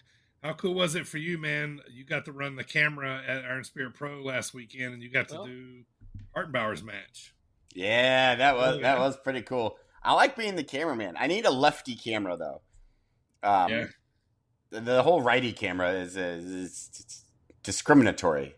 I would say, are you natural lefty? Not really, but I switch back and forth. But no, it was awesome. I loved doing the camera. I could have done that. I'll do that every show if I am so able. I'm just gonna do it all. I'm gonna do commentary. I saw the snapshot of it. You look. I was gonna say natural. Hard to do commentary if you're carrying a camera. He get like an old Britney Spears mic on his face. Yeah, like a little tiny thing with like a little the little nubbin on the end. Yeah. Sure. Just gonna do it all. No, it was awesome. I mean, you got to do 2 matches as well. Yeah, that was fun. It was fun. Like I would do it again, but yeah, I just want to do it to see that show that I'd done it before. But yeah, it was really cool, man. It was nice. I always felt like I was in the way, though. I tried to like slink like into the background, like it's because you're conscious of that kind of thing when you're standing in front of all those people. I was gonna say another thing. I'm too tall for that job, probably. Yeah, you take up more space than I do because I'm a gentleman's 5'9". I was gonna say since you're so tall, you draw attention. Right. Yeah. Whereas I can sneak right in there. So Dropkick Discussion, boys. September, we've been doing top 5s. Last week we talked our top 5 favorite champions at the moment. Well, this time we're gonna debate our top 5 singles without a title. So any single out there right now that's not holding any type of championship, we're going to talk about our top 5, starting with number 5. Primo, why don't you kick us off today? You know what? I will kick us off today. So, top 5 favorite non-champions right now. For me, should come as no surprise, at number 5, Ricky Starks. Ricky Starks. I like it. You can't argue with that top 5. Yeah, I mean, kind of hot. He's great. Yeah, I mean, I can't wait for him to hold a legitimate title. I'm so glad that he's got that FTW stuff behind him, so he can actually go do stuff. That is an albatross, that FTF or FTW belt. It's just stupid. Like I would still put, like even if he still had the FTW belt, I would still consider him eligible for this list. Like it's a pretend title, yeah. Yeah, it's not a real title. Has invented it. True. I don't disagree with that. Ricky did not make my top 5, but nor mine. So I'll kick us off next with my number 5. This guy, I think he's been the best seller in the game for like the past 10 years. My number 5 is Dolph Ziggler. Ooh, he was my honorable. Interesting. Right there. Like I always feel like if Dolph was probably a little bit better on the mic, he would be a fucking megastar because he looks great. You know what I mean? He's tanned. He's a great seller. Not Asian though. He's not Asian. No, he doesn't look as good as Ricky Steamboat, but right. He does. No, but I love Dolph, man. They put him with people they need to get over. They put him with people that are kind of new, to the product. He can make them. He makes everybody look good. I still think he's the best seller in the game. My number 5, Dolph Ziggler. AJ. Are we doing honorable mentions now? We're going to wait until... Yeah, go ahead. Throw them out there. What do you got? So I have 2 honorable mentions. One is Sonya Deville. I think she's fantastic. I love Sonya Deville. I think she's fantastic. Like, I don't know why. I just crapped on her about 15, 20 minutes yeah, ago. you did. Really? See, I think she's great. Yes. I love Sonya Deville. I think she deserves a title. My other honorable mention is Bucky Collins. And he wasn't on my list initially, and he's still not. He's an honorable mention. But he steals every goddamn show that he is on. He stole ours last Saturday. I mentioned that earlier, too. Yeah. He's outstanding. He steals every show. I think he needs some sort of belt. Someone throw a belt on him. But my number 5, and most of these are going to be no surprise to you. I'm surprised he's this low, is my boy, Finn Balor. Makes me feel bad. He's still awesome, even though he's into the Judgment Day now, and he's clearly mid-card and will be for the rest of his career probably in WWE. But he's just so good, and he's so charismatic, and he's so creative. throw the tag belt on him. Do something with him. Say Finn is the kind. He's got such a reputation and already a legend in the business that he doesn't even need a title to be, But yeah, I agree. But he never had a proper run with the big strap. I say he was the first ever Universal Champion for like a couple hours. Yeah, for less than 24 hours, and then he had to vacate it. That's a buckle bomb, wasn't it? Yeah, that outside buckle bomb. Yeah. So that's my number 5, Finn Balor. Okay. Number 4 for Primo, Jon Moxley. He just became a non-champ. This is true. And he's just on fire. I mean, I love watching him. He's just freaking, we said it before, heart and soul of AEW. He's awesome. Yep. I agree. Also didn't make my list, but I do agree. Yeah. Didn't make mine, not going to argue it. I mean, especially right now. I mean, the guy was supposed to go on like a 6-week vacation. He's still burning dates. Exactly. Out there. Like, it's, you got to give props to him. My number 4 is one of my favorite wrestlers. Been, favorite for quite a long time. I think I had his shirt on last week. Kevin Owens at number 4. Always great on the mic. Great wrestler. Like I said, I've always loved Kevin. He looks like me. We got the bellies, baby. But yeah, I mean, I love Kevin's good TV, man. No matter what, he's good TV no matter what, and he really is. Like he doesn't miss. Sure. Like ever. Like any segment they put him in, they're just like, go do this. And he's like, all right, I'm going to turn it into gold because that's what I do. Sure. He's a lot like Chris Jericho. The list with Jericho. I mean, yeah, he reminds me a lot of Chris Jericho. It's great for that man. Exact reason. Yeah. So I think a title is coming for him. Go ahead. So my number 4 has been my favorite female wrestler for quite some time, pretty much since she debuted in NXT, and that's Asuka. Asuka's so good. Like I love her so much, and even the fact that she doesn't speak English, her promos are still fantastic. Like how is that even possible? She just yells, and it's amazing. And dances and like rolls her tongue. Is ready for Asuka. She's great. You have a baby? That was my favorite when Becky Lynch gave her the belt. Becky gave her the belt. Yeah, that's right. Let's go with that. But she's so good. She needs another title, like right now. Liv Morgan's not working out. So there you go. Give it to Asuka. Top 3, Primo.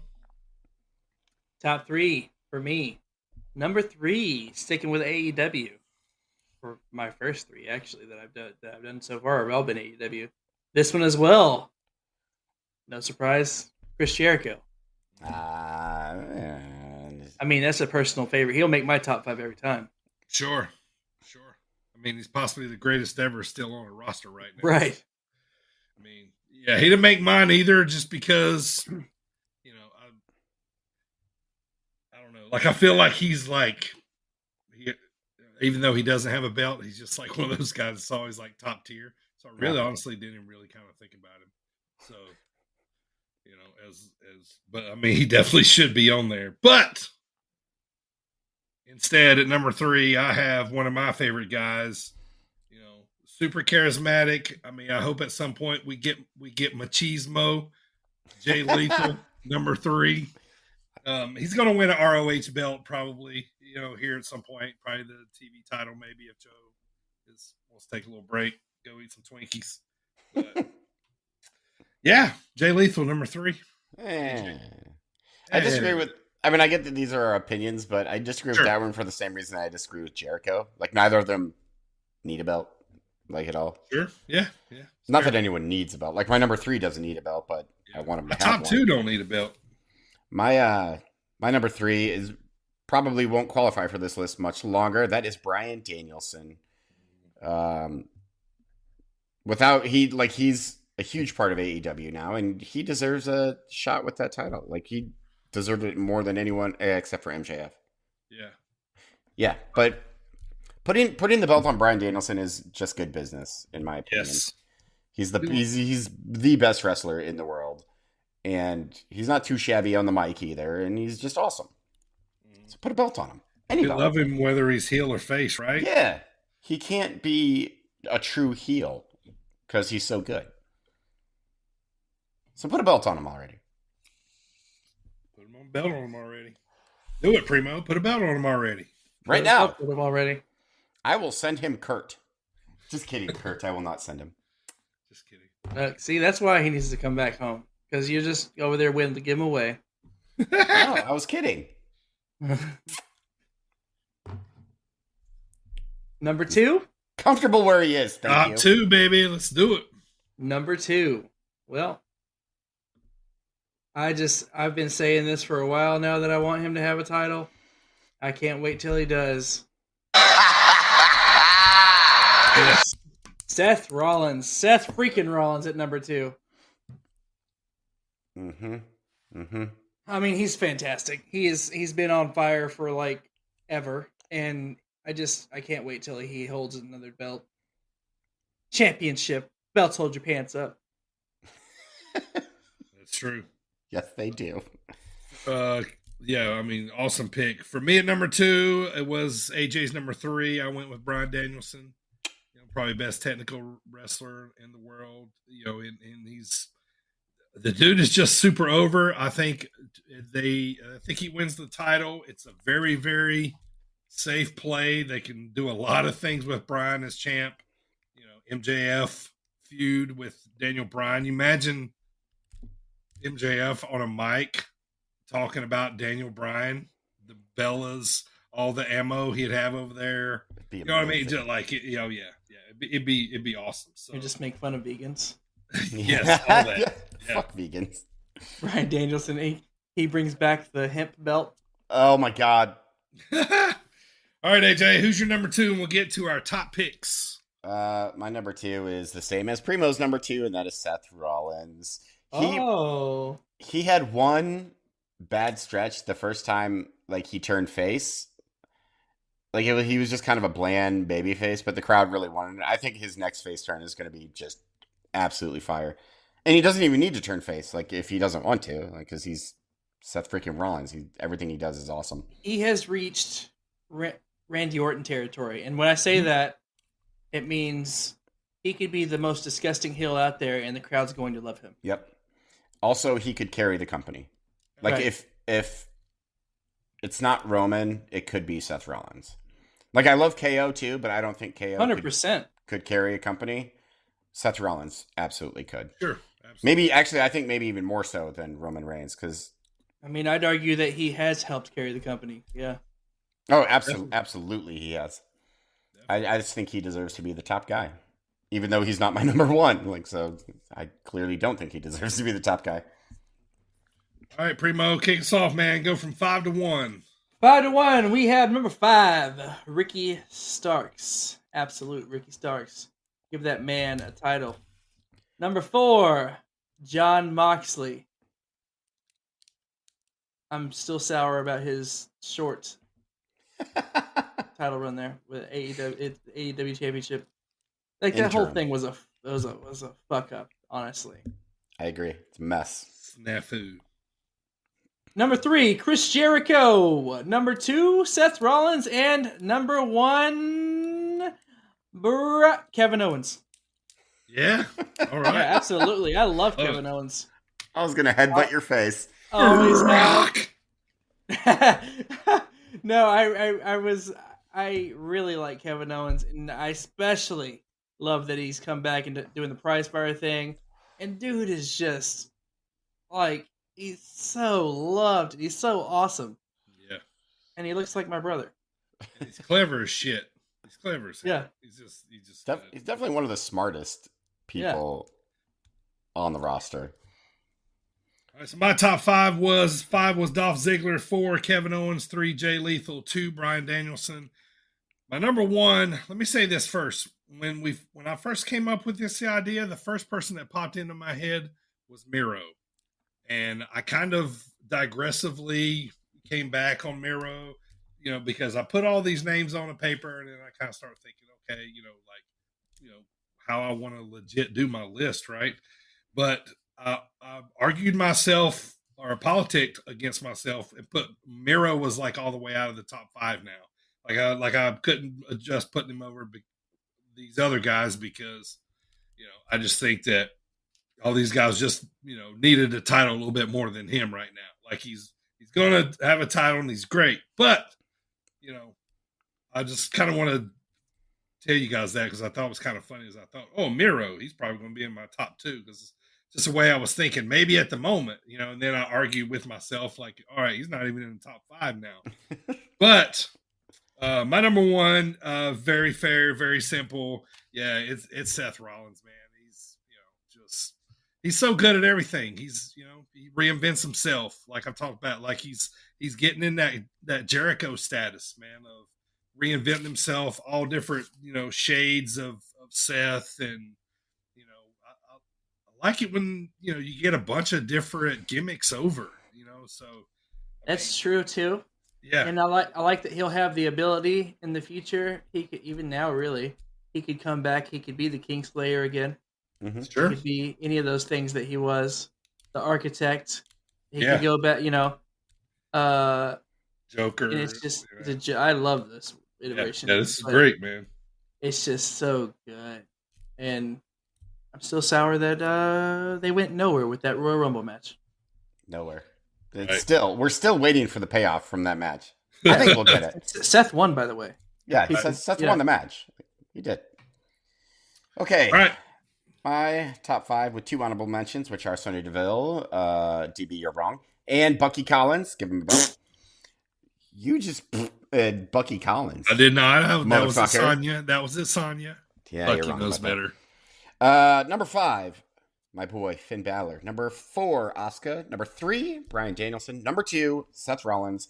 And number 1, this is the name I immediately wrote down right when you announced we were doing this.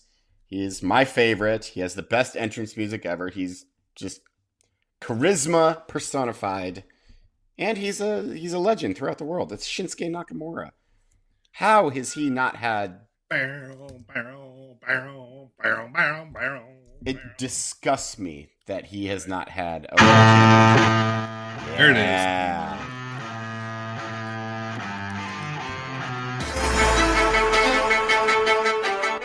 Just the IC belts, all he's had in WWE, right? Tag belts, IC belts. Okay. And I believe that's it. Yeah. And that's disgusting to me. You have one of the best in the world, and you had an inexplicable... Like, how do you have a bad feud when it's Shinsuke Nakamura and AJ Styles?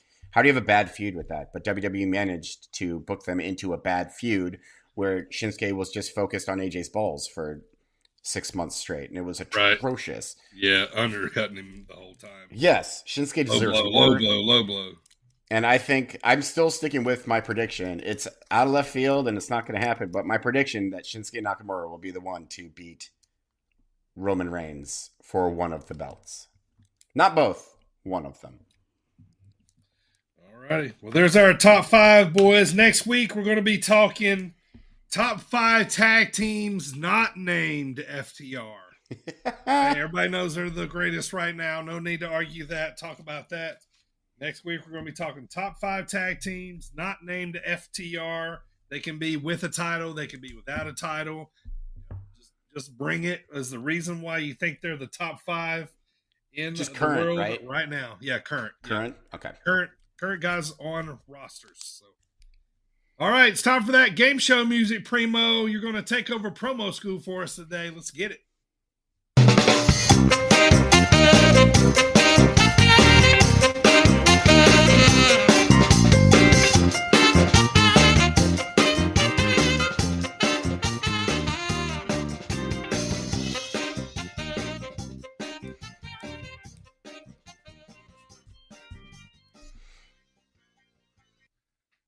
All right, so it is my turn to do promo school again, and I just love this because I have so many favorites. And I got to choose this week's. So mine. Do you just want me to play it? You don't want me? You want me to talk about it? Well, I want you to talk about it. Tell us what we're going to be listening to. All right, perfect. So one of my favorite feuds was Legend Killer Randy Orton versus Mick Foley. Nope. And one of my favorite matches is the hardcore match they had for the Intercontinental Championship Backlash 2004. So, like that match helped shape Randy Orton into being what he became. Sure. Yeah. So, without further ado, this is a promo leading up to that match. It's been said many times that you never forget your first. Call me sentimental, but I think that's true. Because in my life there have been many, dozens, maybe hundreds, but I've never quite forgotten my very first one. There were times on the road where I'd pick up a couple a week, use them for a couple of days, and then hand them off to a lucky fan. I've never forgotten my first. My first flannel shirt, given to me the Christmas of 1977, 3 sizes too large, and not worn in the last 10 years until just a few days ago. I went through a box of my favorite things and gleefully withdrew it, intending to wear it in my match at Backlash in Edmonton.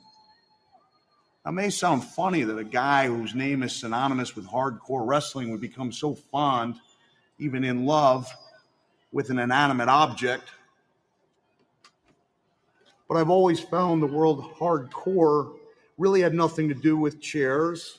It had nothing to really do with tables, garbage cans, cookie sheets.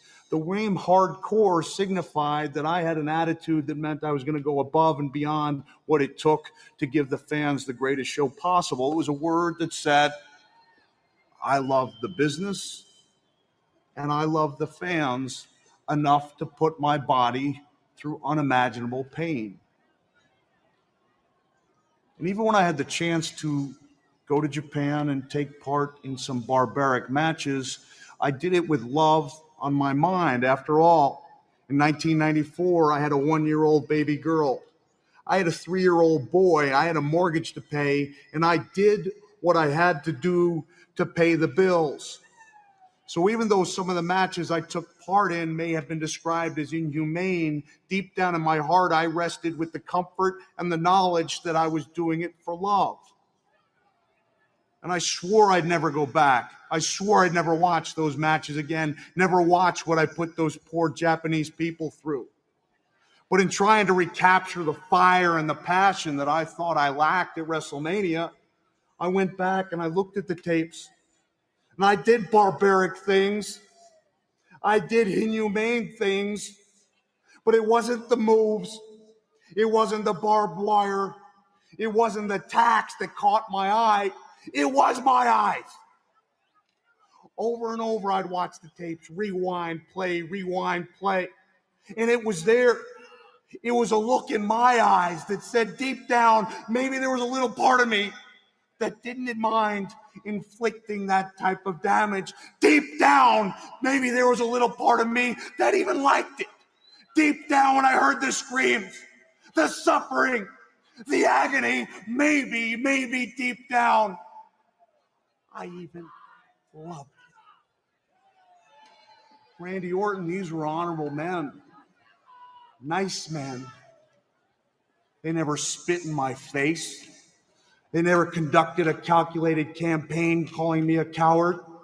They never took cheap shot, triple team efforts to send me to the hospital. But the fact is, when I had the chance, I wrapped the arm in barbed wire and I tore them apart. So if I were you, I'd be asking myself a simple question, and that question would be, then what the hell is this man going to do to me at Backlash, knowing full well he hates my guts? The answer, Randy Orton, is simple. I am going to kick your ass all over it.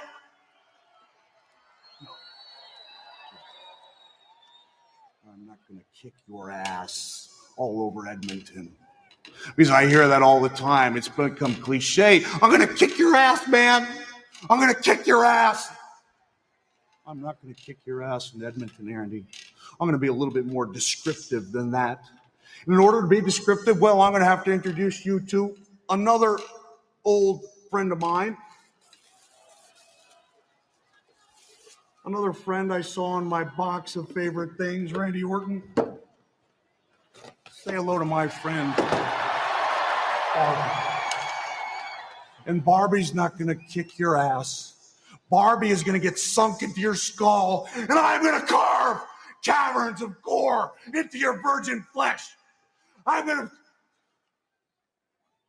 to bring on the type of bleeding usually reserved for special effects teams in Mel Gibson biblical efforts. Randy Orton, I'm going to tear you apart. I'm going to take Barbie, and I'm going to be off. I'm going to take Barbie, and I'm going to take Barbie.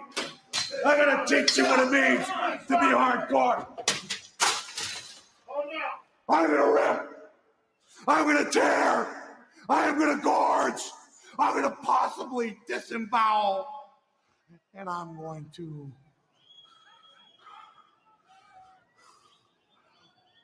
love it. There it is. So it was one of those. Basically, Mick Foley was trying to reinvigorate himself back into being that hardcore, brutal person that he was earlier in his career. That was amazing. Hell yeah, it's Mick Foley. He's fucking awesome. I loved his quietness talks, and then he gets loud real all of a sudden, yeah, and then he goes back to quiet. He could do a masterclass on that. Yes, like Jake Roberts. Or Samoa Joe. Samoa Joe does his promos like that. Yep. Yeah, so that there it is. That's promo school for this week. I really like that one. Like I said, that's one of my favorite feuds. He has a few promos from that specific feud, and this is the one I chose. Yeah, that one was a classic, man. Well done there, man. Well done. All right, boys, it's time to go tally up on the King of the Mountain. Let's see if you guys extended your streaks here. Let's go, Lemmy. Time to play the game!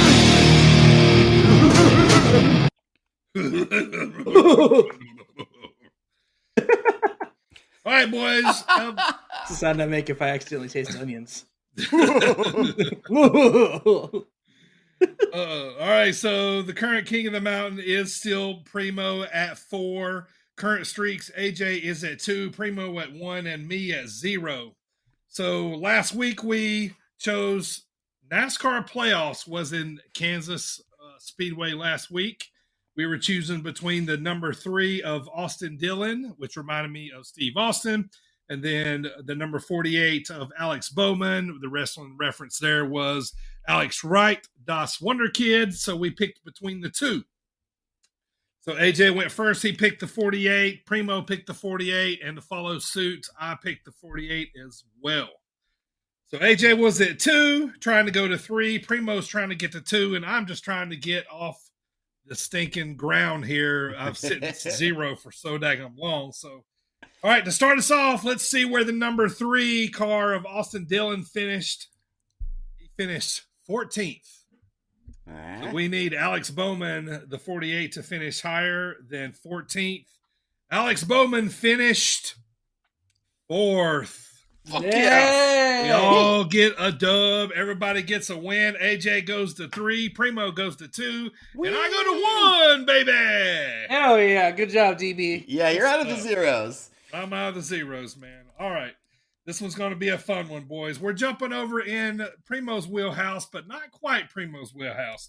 What I'm trying to say is we're picking from an NCAA football game this Saturday at 7 o'clock Eastern Time, 6 Central. This game belongs to the Big Sky Conference. We're going to be picking from the 0 and 2 Northern Colorado Bears, which I know Bobby Lashley is from Colorado, so there's your wrestling reference. So the Northern Colorado Bears, Bobby Bear Lashley, country. right? Bear country. But they're playing at the 0 and 2 little college from Beaumont, Texas, called the Lamar Cardinals. Father James Mitchell's real name is Lamar. I know that. So there's your wrestling reference. So you're picking from Bobby Lashley and Father James Mitchell here. So We got two 0-2 teams going. The Northern Colorado Bears versus the Lamar Cardinals. AJ, you are the highest king with the highest, or you got the highest streak right now at 3. Who are you going with? If you choose correctly, you will tie me. We gotta go with Colorado on this one, just because I love your connections. Like sometimes they're so tenuous. Like it's fantastic. Bobby Lashley from Colorado. I literally go and pick a sport. Like I try to pick something off the wall that none of us really know anything about. Yes, we all know college football, but we don't know nothing about these teams. You know what I mean? They're both 0-2. Somebody's got to win here. Yes. So Northern Colorado is the visiting team. Lamar is the home team. I'll go next. I'm gonna go with the home team just because they're playing at home. I'm going with the Father James Mitchells of Lamar. Primo, what about you, buddy? So, strategically, you are from Texas. Strategically, don't piss off the locals. It would be smart for me to pick against AJ. In the event that he loses, I would then be ahead. This is true. Also, I'm from Texas. I'm picking the home team. Ain't nothing like Texas football. There you go. Lamar Cardinals, 100%. The James Mitchells, the sinister Lamar Cardinals. All right, so me and Primo on the same side. AJ trying to move his streak up to 4 to tie Primo for the King of the Mountain. So if next week he can tie and win, he will be making a pick to possibly break the King of the Mountain streak. So it's going to be a good one coming up here, man. We're getting some streak. We're doing better at this actually than well, you guys are. I'm shitting the bed. But hey, you're in the win column right now. But you guys have done pretty good here. So should be a pretty fun game there. So, so if you're bored Saturday, 7-6 Central, check out the game there. All right, boys, we've been talking about it for a while. We chased her down finally, and she was able to be on the pod. Man, what an awesome interview this was, talking to Missa Kate. She is the Chicago sweetheart. She loves her. She loves kicking people in the face and loves her Krispy Kreme donuts at the same time. It was cool, man, because I didn't know a whole lot about Missa Kate other than just seeing her wrestle. And this was a fun interview. It was awesome. I could have talked to her. I mean, we always say I could have talked to her forever, but no, she was cool. She was very interesting. She was weird too, like in the best possible way. She was awesome. Yeah, absolutely. Yeah. It was a great conversation, and we were very thankful that she came on the pod. She had some great stories, and like the whole thing with kicking people in the face and being and loving to do it. It was awesome. Yeah, and she's been hot lately. She's wrestled. Well, you'll hear us talking about it. Ruby Soho on AEW Dark. She's been in a lot of NWA women's tournaments lately. She's been on just NWA period. She's all over the independent scene. And, might end up getting signed here soon as she's starting to kind of really pick up steam here. And we talk about a lot of things across the board, all the way to, who's hit her the hardest to, her graffiti pants that I call them. Graffiti pants. Yeah, I didn't know what else to call them, but, I think she liked how I referenced it. So, but if I didn't, my apologies. But thank you so much. Here it is, our interview. Great chat with the Chicago sweetheart, Missa Kate. All right, today's guest on the pod is a Midwest professional wrestler seen on NWA, AEW, Women's Wrestling Army, and all over the independent wrestling scene. You might also see her at a Krispy Kreme donut shop, but she's basically known as the Chicago sweetheart. Welcome to the show, boys. For the first time, we got Missa fucking Kate. Come on now, right? Welcome. How are you? My very polite good. My cat in the background. Excellent. A little bit. Sorry. Your cat can be on the show too. It's fine. Yeah, we welcome all cats. We're animal friendly. Yeah. Yes, we like Missa Cats too. See what I did there? Missa Cat. I'm gonna be quiet. I'm really gonna make a t-shirt out right now. There you go. Now I'm gonna do one for dogs. Mrs. Bitches. Mrs. Bitches. I like it. That would definitely work. So, Missa, as we currently speak to you, it is Labor Day. Happy Labor Day. Thank you for your time.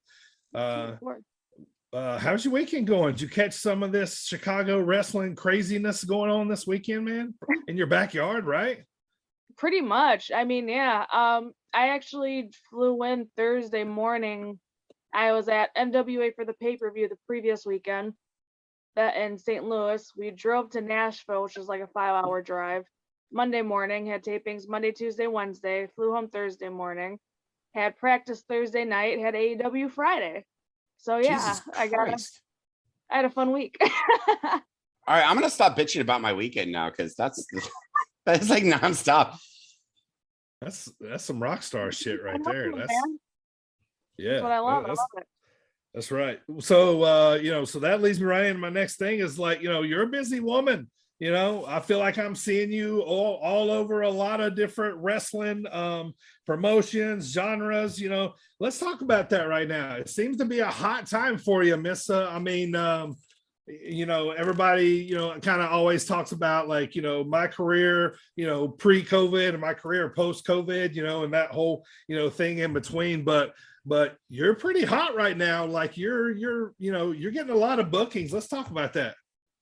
I'm trying, man. I'm trying. That's the dream. No, I mean, yeah, pre-COVID, it was like, I kind of feel like I'm starting to pick off where I left off a little bit, because pre-COVID, I had a bunch of good opportunities coming my way, like a lot of other people. And unfortunately, because of COVID, they got cut.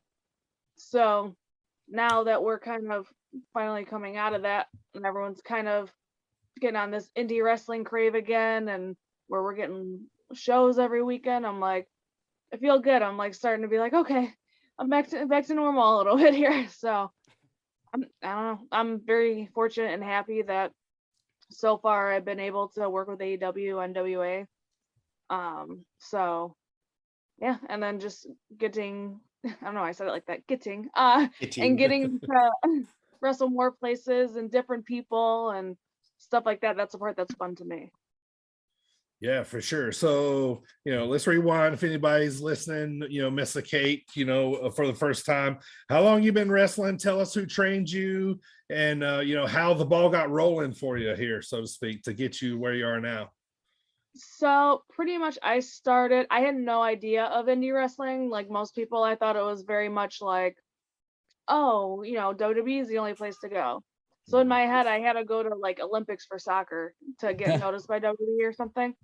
So, and then once I realized during, I think it was my junior year of high school, a independent wrestling company came to my high school and wrestled in the gym. I was like, oh shit, it's right there.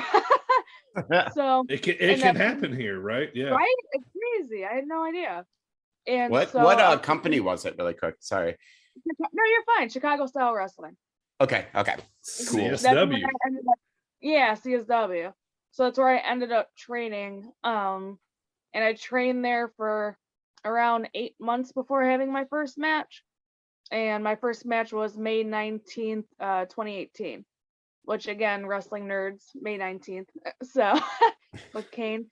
Yep. For me, I'm like a full circle. Like everything happens for a reason. That's great.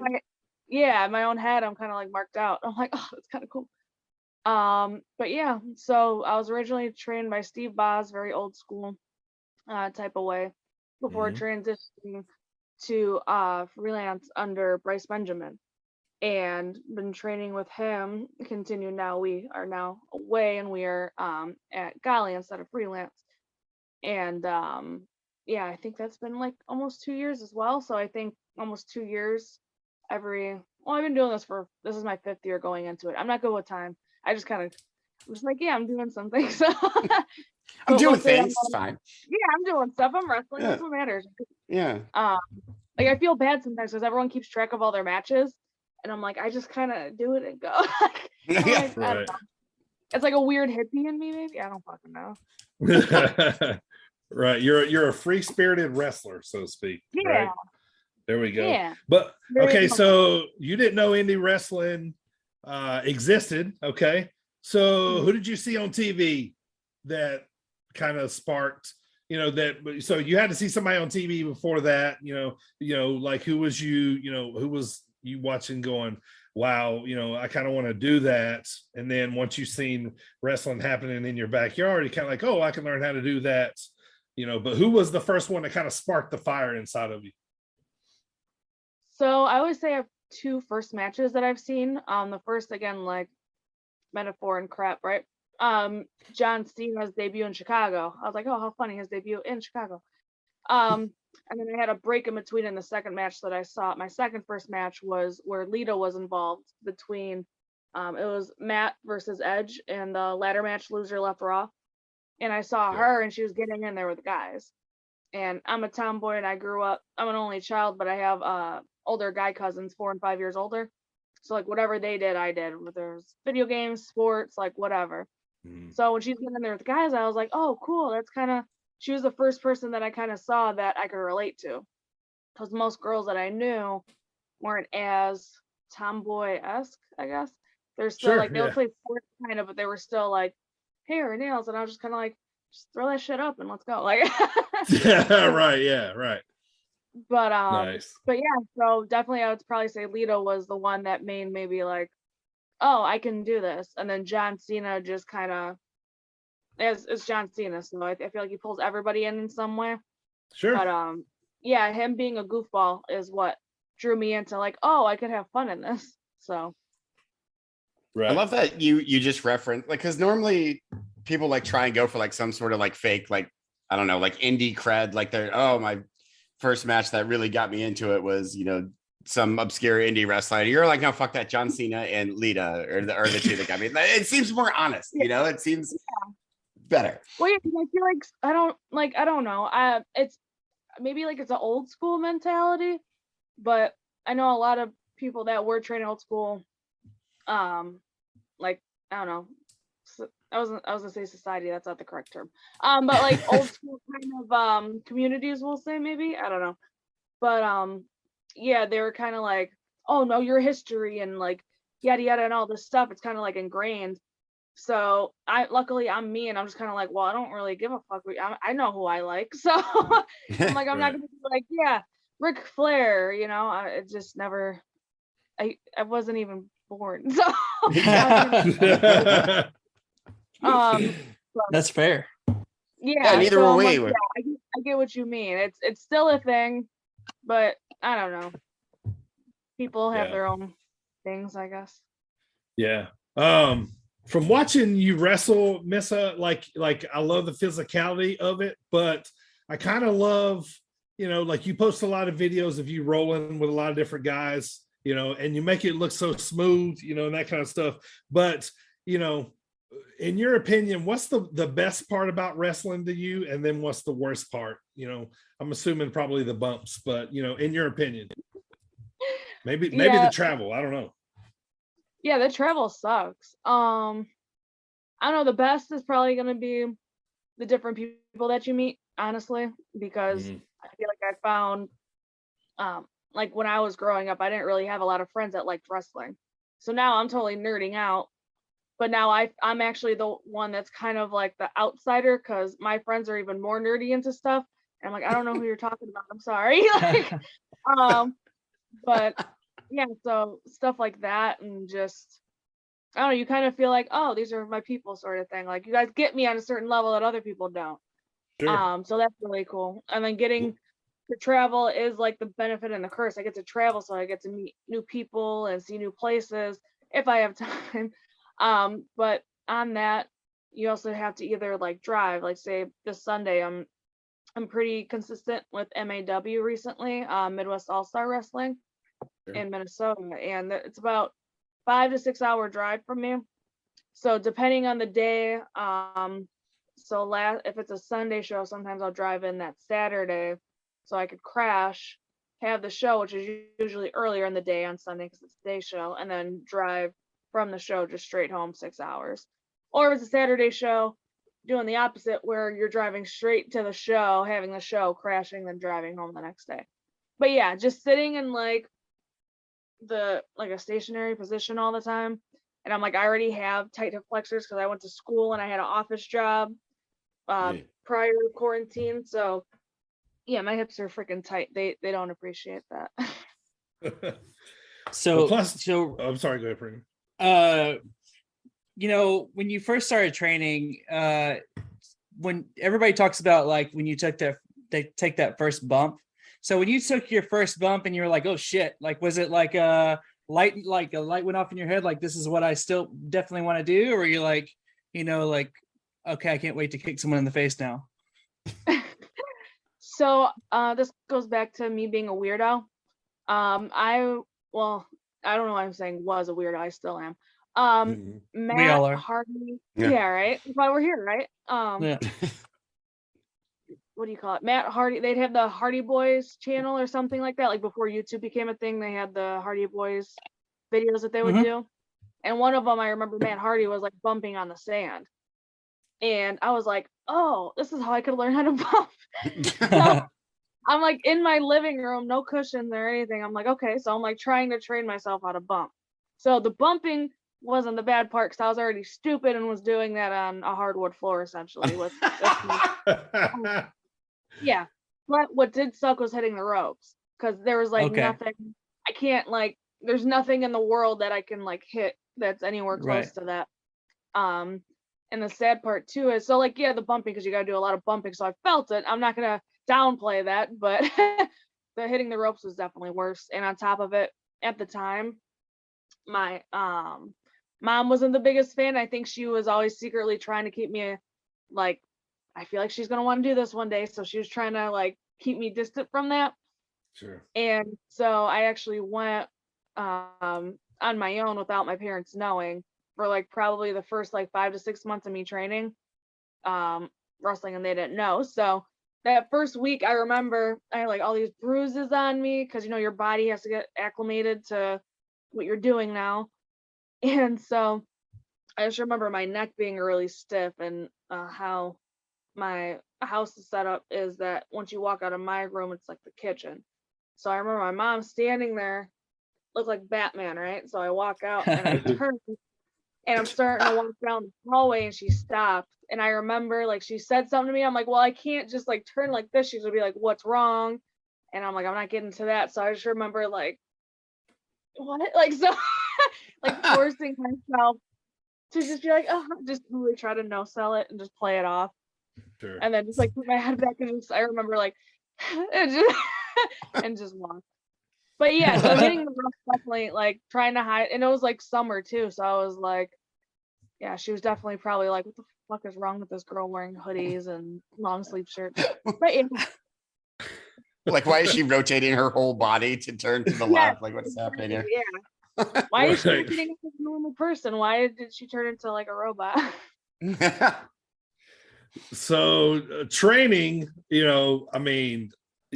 you happen to train and be in what I will always say is the best wrestling city in the world, Chicago, Illinois. So that, it kind of had to be pretty cool too. So, and then, then you started wrestling on the indies, right? What match moments, did you have on the indies where afterwards you kind of felt like you had arrived? After you had been training for a while and, you kind of had that, I guess, that first moment, I guess you'd say. Honestly, for me, it probably wasn't until, because I'm my worst critic. So it's really hard for me to take in moments because I'm just so focused on all right, this is what you got to do, yada yada, and the million things that go into your head, right? So I didn't really feel a moment or anything until the first AEW dark that I did in Chicago. And I don't know what it was, but I just remember taking a second and kind of looking around. And that was the first time that I was literally standing in the middle of a stadium. Sure. So, or an arena, I'm sorry, I misspoke. But yeah, and I just remember that was the first time where I took a moment. I was like, huh. I was like, I'm somewhere. I was like, this is kind of cool. So yeah. What's it like in the quote unquote, the bigger places like AEW, or what's it like being in the locker room there, being backstage? Is it kind of intimidating? You're with all these people that, that you probably look up to and stuff. It's oh no, I don't have to look up to them. I'm their fucking peer. I'm here. What's that like? What's it like back there? Is it weird? Is it interesting? What's it going on back there? Well, I mean, it's a wrestling locker room, so it's always going to be weird and interesting, right? True.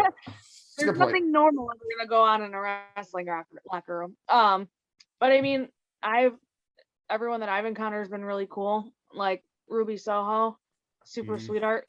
I was fortunate to meet her before, and she remembered me when we did have our match. So I was like, oh, I feel important. But That's super cool. yeah, and I definitely didn't think that she would have remembered me.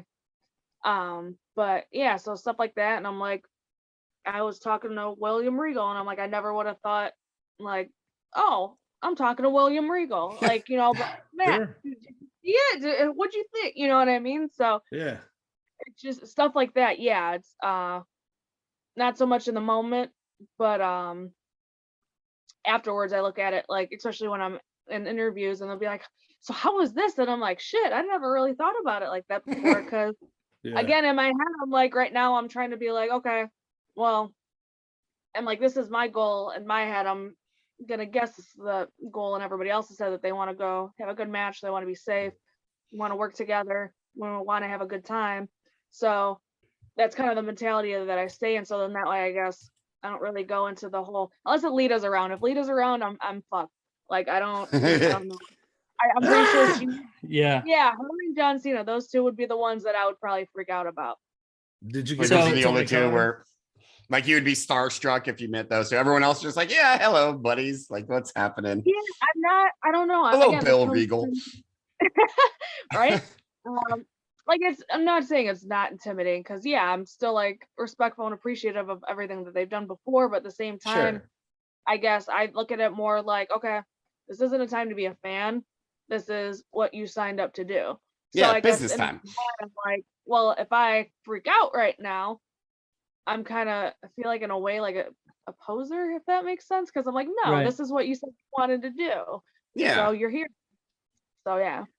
So whenever you are wrestling on independent shows, and then you go to NWA or AEW Dark, do you have to adjust to the different productions? Yeah, definitely. I mean, everything, of course, is TV, so it's going to be camera based. Just make sure you hit these spots here. Right. Make sure you're this way, all that stuff. Keep your head up. So, but the difference between AEW and NWA is NWA, when we do the tapings, it's in a smaller studio, as opposed to AEW that's in an arena.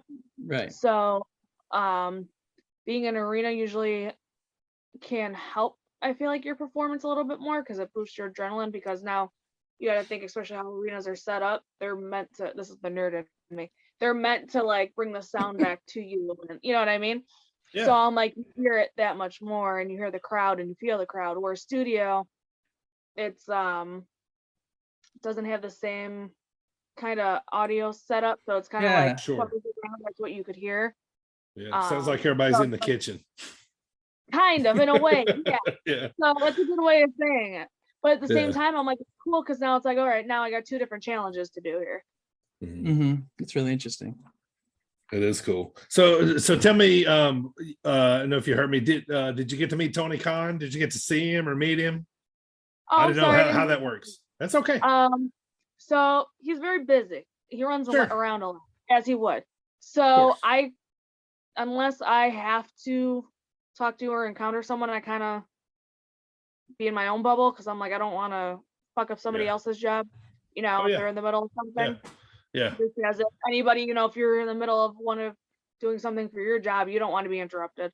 So I just kind of like, if the opportunity is there, but yeah, I haven't had a moment with him other than just in passing me like, hello, how are you? And then carrying on. So, but yeah, I mean, that's okay. I just want to ask, so how did that all come about? How did you get the match with Ruby? Is it because you did extra work with him before?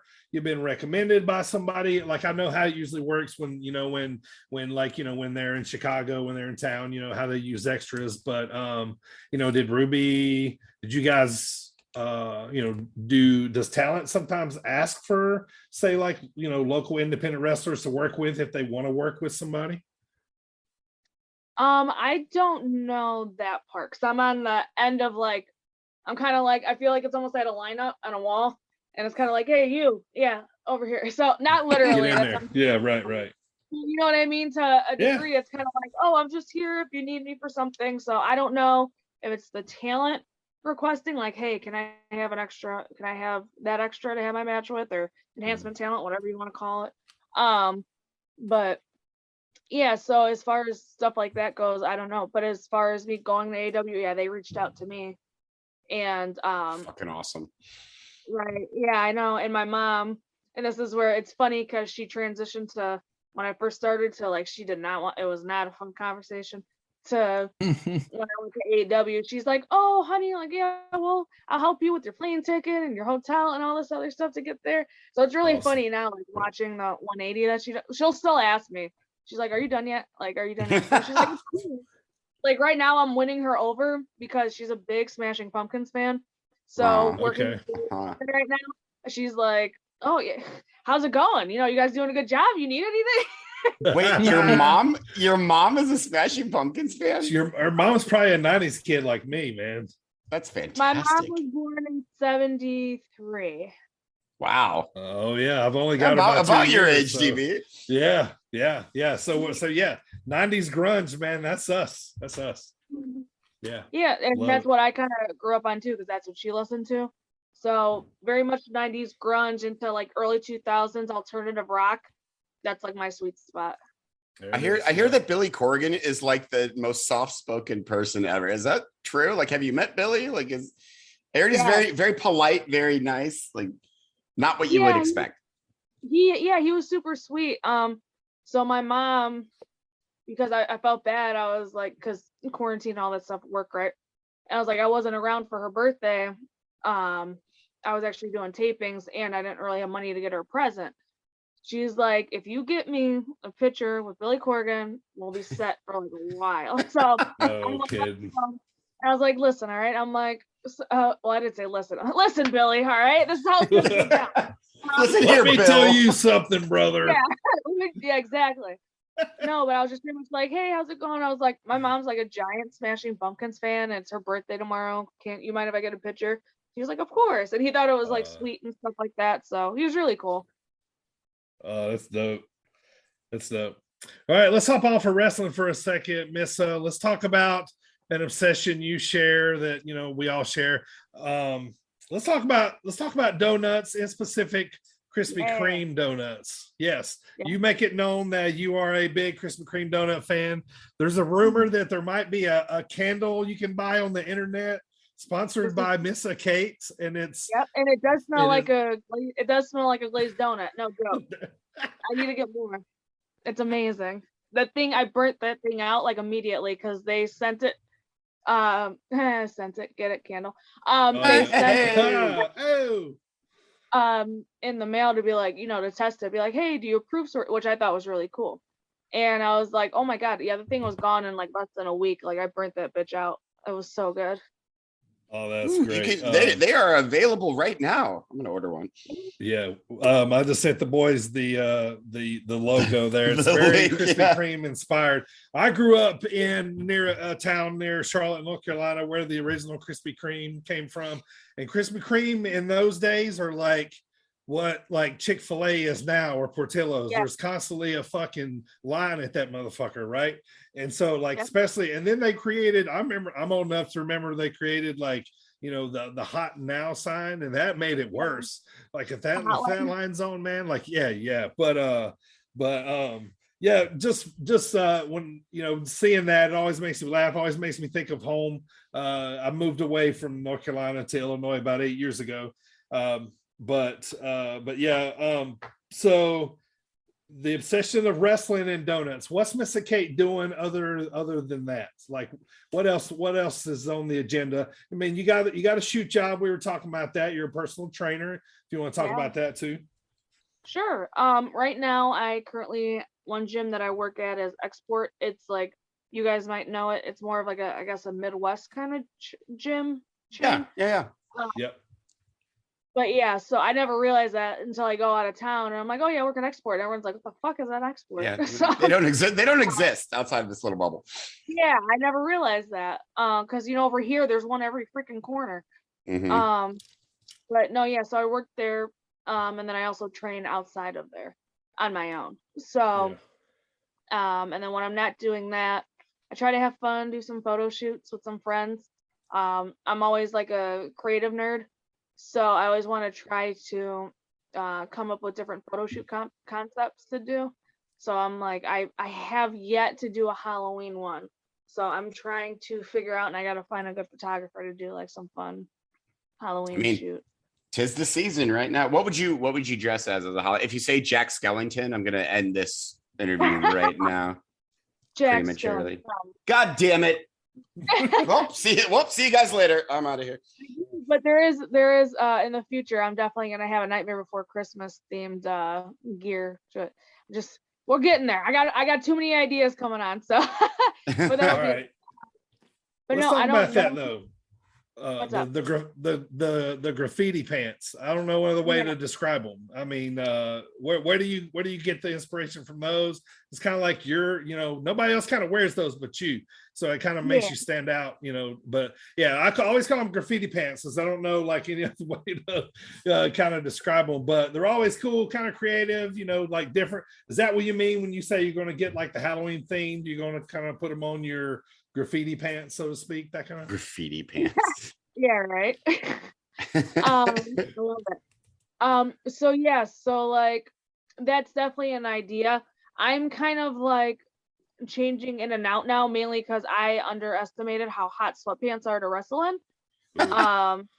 So I'm over here thinking like, oh, it's not gonna bother me and stuff like that. And I was like, oh, it'll get you. So especially when you're under hot lights and stuff. So I'm kind of changing, wearing some capris now too.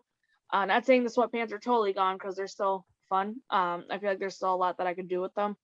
But I don't know. Like exactly, creative. Like I like different things, and I feel like right now, my style, just how I am in general, is different than a lot that you see. Like a lot of the girls, like they have so many bedazzles.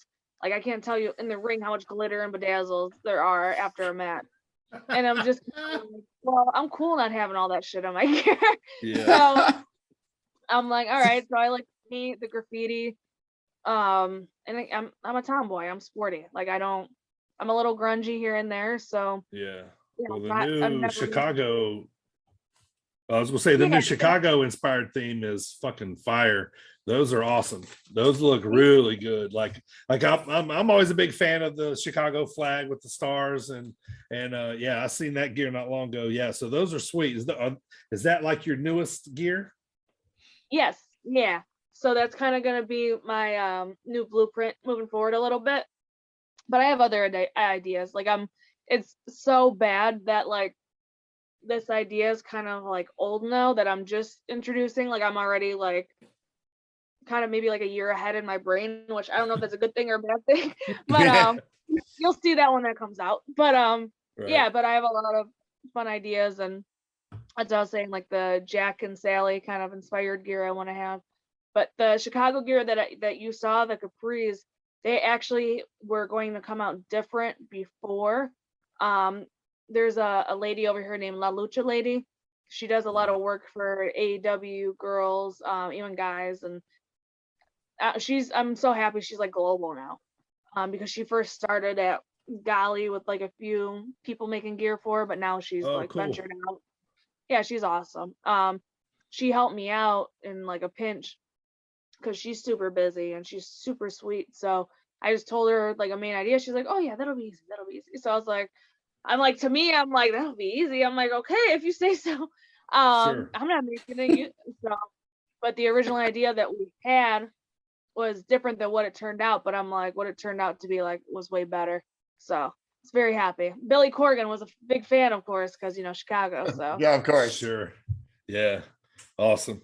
That would that kind of make me kind of mark out too, seeing Billy Corgan being a 90s kid, just while you're randomly at work, so so I always ask this of everybody, any wrestler that comes on the show, like, what does Missa want to do with wrestling? Where do you want, you want to take this to like eventually be like an actor? You cool with just wrestling on the indies?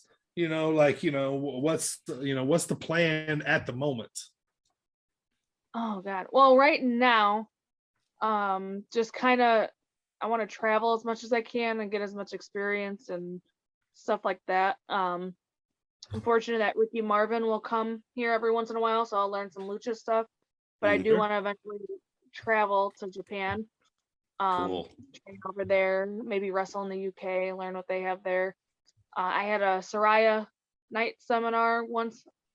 She came over here and she like, they freaking hit, and I was like, this is awesome. So I'm like, I definitely want to train in the UK a little bit too. Like, I don't know, I just want to be like, it's wrestling. I love wrestling. So if I could learn like as much as I can, and I guess like think of somebody like Chris Hero, like this motherfucker can pull anything out of a hat. I Like, love Chris Hero. Yeah. So I'm like, dude, that's awesome. If you have a passion for it, that's, I guess, how my brain works. That's how I feel like maybe you should be. Not what you should be as a wrestler, because I'm like, everyone goes into for different reasons, but anybody that I feel like is super passionate about wrestling, like as a whole, like story and the sport and everything in between, I'm like, yeah, I feel like you want to be the best that you can be at it. And to me, that means like taking everything that you know from all over and just kind of making it, what can you do? What can you make your own, stuff like that. But yeah, after wrestling, because I would have liked to have a family one day, right? Of course. I don't know when, but yeah, I want to eventually have a family, but I don't know. I could always see myself in wrestling. I always say I want to have my own gym. So like for personal training as well as like a wrestling ring in it. So maybe have my own school one day. Cool. But if I could, there's so many different things. Like I'm thinking of, if money was no option, I'd have some kind of like TV show for wrestling. I'd have like a promotion. I'd have like all this stuff. But again, this is like if and when that ever happens. Way. Right now, just trying to work, girls just trying to eat. That's right. I got one more question for you, and I'm gonna send you to Primo for some questions we always ask our guests. What's the when you're looking at the wrestling landscape right now, what's that one title that you kind of want to make sure you put on your resume before you're all said and done? You know what I mean? Is there one particular, like AEW women's title, or maybe something local? Is there one you just want to make sure you get before you're done? That's a good question. I've never been asked that before. You got me, sir. You got me good. Hey, all right. I don't know. It's hard because I'm like, whenever I thought about wrestling, I guess, I don't know. Well, here, I'm going to make up a title. I want to have the one title, because I'm like, I can't pick, because I'm like, I want to wrestle guys, I want to wrestle couples. So I'm like, if there's some, whether whoever has it first, whether it's WWE or AEW or whoever, he has some type of intergender title belt. Ah, okay. That can be defended against men or women, that kind of belt. Exactly, yeah. Gotcha. So whatever that would be, whoever would have that, that's the one that I would want to have. Cool. You should trademark that shit like right now. Yeah, right? Just make my own belt. Patent pending, Missa Kate's Intergender Championship. Yep. Done. Like the UFC has like they have this one belt. It's called like the badass motherfucker belt. That Jorge Masvidal has. Basically, just means he's a badass. So like, yeah, I mean, there's something like that be cool. Like you're just the baddest chick in you're better than any dude or chick in wrestling. I'm totally feeling that. Just so you know, thank you. I'm gonna do like, you know the John again, Mark, right? I remember John Cena like in the music videos or whatever, when he was a kid, he like cut out and drew his own title belt. That's what that belt's gonna be. That's what the goal is gonna be. All right. So let's get to some outside of the ring questions real quick. We ask a couple of these, or we ask every guest we have on the show, and we do keep a running tally here for these two gentlemen here. They get excited one way or the other. And so we get upset sometimes too with the answers. Only AJ gets upset. Yes, I get upset sometimes with the answers. So right off the bat, pancakes or waffles? Pancakes. Oh, there you go, AJ. Ooh, AJ got one. Yes, I got no one missing. No one ever says pancakes. Everyone's like, "Hey, waffles," because they have little boxes. You put soup in. No, listen to how sour he is. I am. No one ever says. It's like me and Gage Bright are like the only two that ever said pancakes. So thank you. You are in our pancake club. I love you. Pancake club. I like it. PC. Also patent pending. PC. You guys are in a faction now. You're in a faction. Yes. The Pancake Club. Pancake Club. Not quite as intimidating as the Blackpool Combat Club. We'll send her that shirt. The Pancakes are Waffle shirt. Pancake. Yes. Bruce Lee or Chuck Norris? Chuck Norris. Weird. That's cool. I'm down with that. No one ever says Chuck Norris. Yeah, it's an age gap. I bet her mom would say Bruce Lee. I bet her mom would say Bruce Lee. Hey, we're not talking to her mama or Billy Corgan. We aren't. In Make Believe World, Chuck Norris, right, is equivalent to Bruce Lee. So I'm like, Chuck Norris is a badass, made of how, and I did grow up watching the Chuck Norris TV show on the CW. Or 23. Walker, Texas Ranger, yeah. Walker, Texas Ranger. Yeah.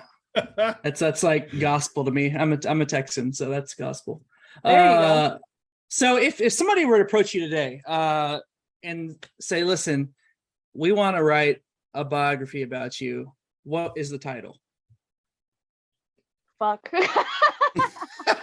Just that word? Yeah. Fuck. Yeah. With or without an explanation? It's just fuck, period. Fuck. Yeah, exactly. Or it would just be the ultimate shit show. That's good. That's good. Like that. I mean, I would read that. Any book title that I would read, yes. Right. Right. So you mentioned all the hours on the road here and there. So when you're on the road traveling wherever it is, you got to come across IHOP, Waffles, Denny's, Cracker Barrel. I had to throw that one in there recently. Which one do you think is the best? So I don't even know if I don't think I've ever been to a Waffle House. A lot of people say that. Yeah. And it's a Southern thing. I believe I've been to Cracker Barrel once, but I don't know. I usually, no joke, it's bad, but it's usually McDonald's. Nice. Like hot cake and sausage. Because I'm just That's like, fair. it's easy to eat, or like Dunkin' Donuts or something. But there's usually in Minnesota, there's a place called Perkins. Yeah, I know Perkins. We used to have one here.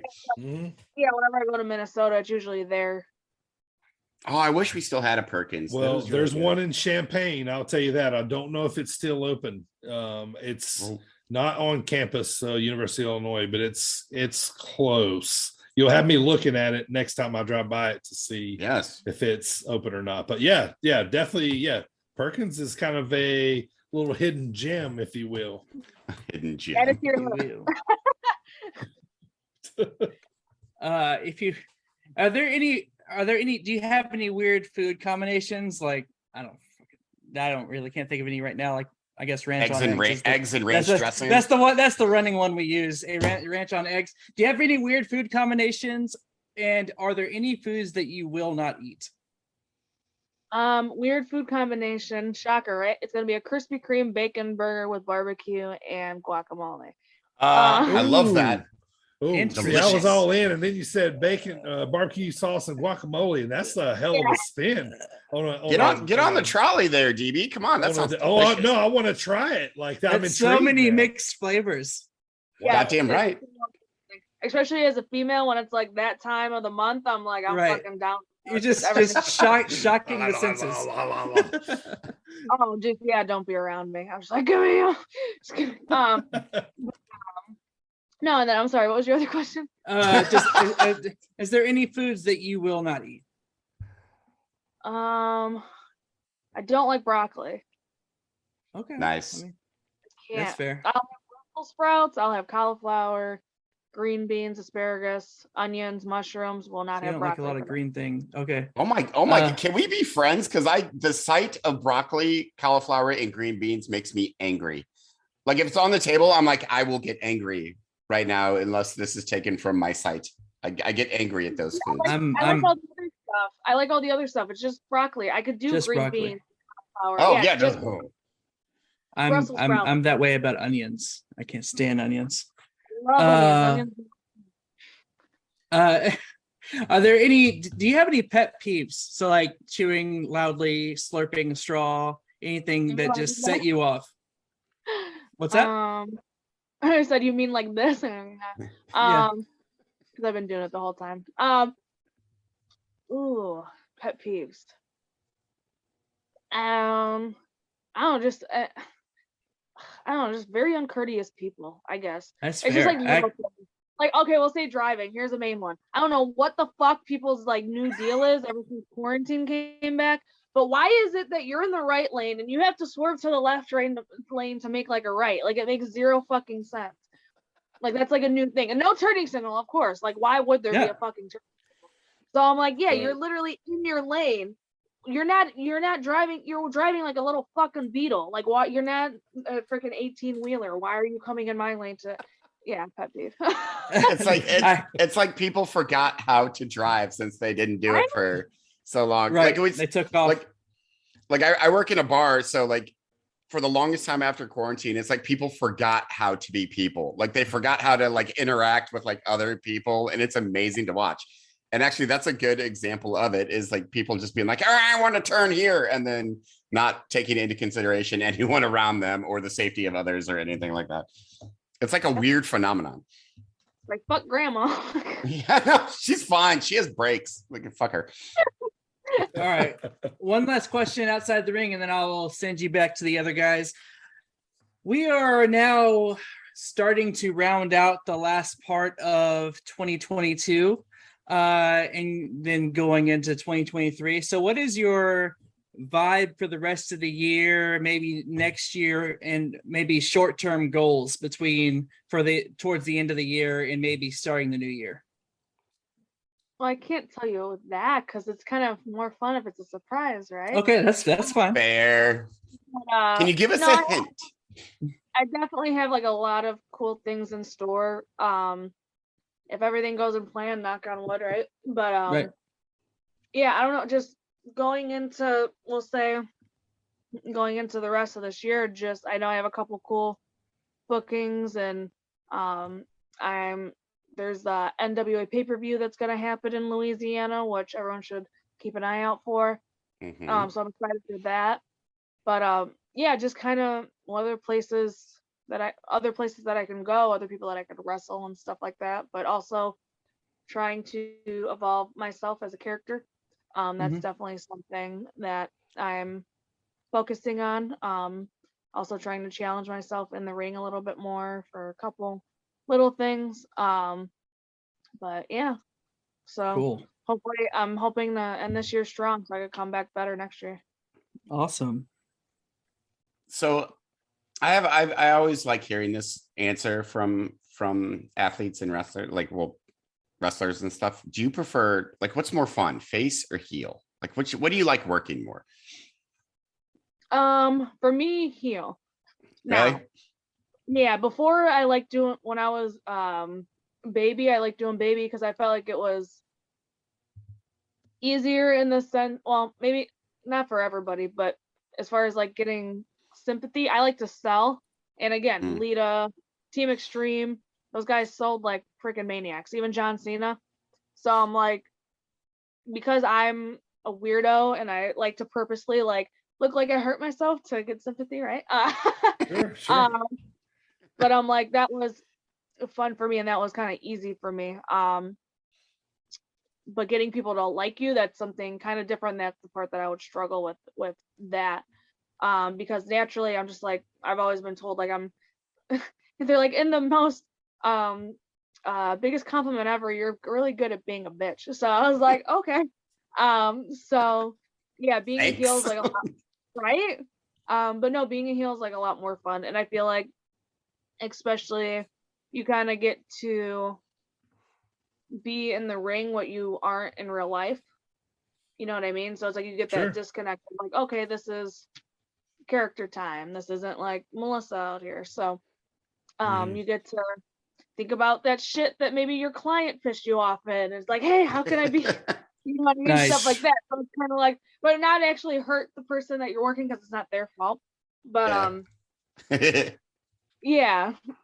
But yeah, I don't know. Just being heel is more fun because little girls do not like me, and I find that the most like amusing thing. And, like, because there's always this one little girl, and she always has glasses on, and her hair in a little ponytail. I'm like, yeah, I always see you. I'm like, you always don't like me, and they're always yelling and like, oh, she's gonna get. Oh, they're so much fun. It's So so you're much like, fun. fuck you, little girl. Yeah. Do you have like a really good like RBF resting bitch face? Oh yeah, for Yeah. sure. Oh yeah. Yeah, I mean, I feel like that'd be great as a heel, like to have that quality.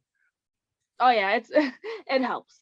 But no, but I remember in high school there was this girl. I'm friends with her. Her name's Marissa.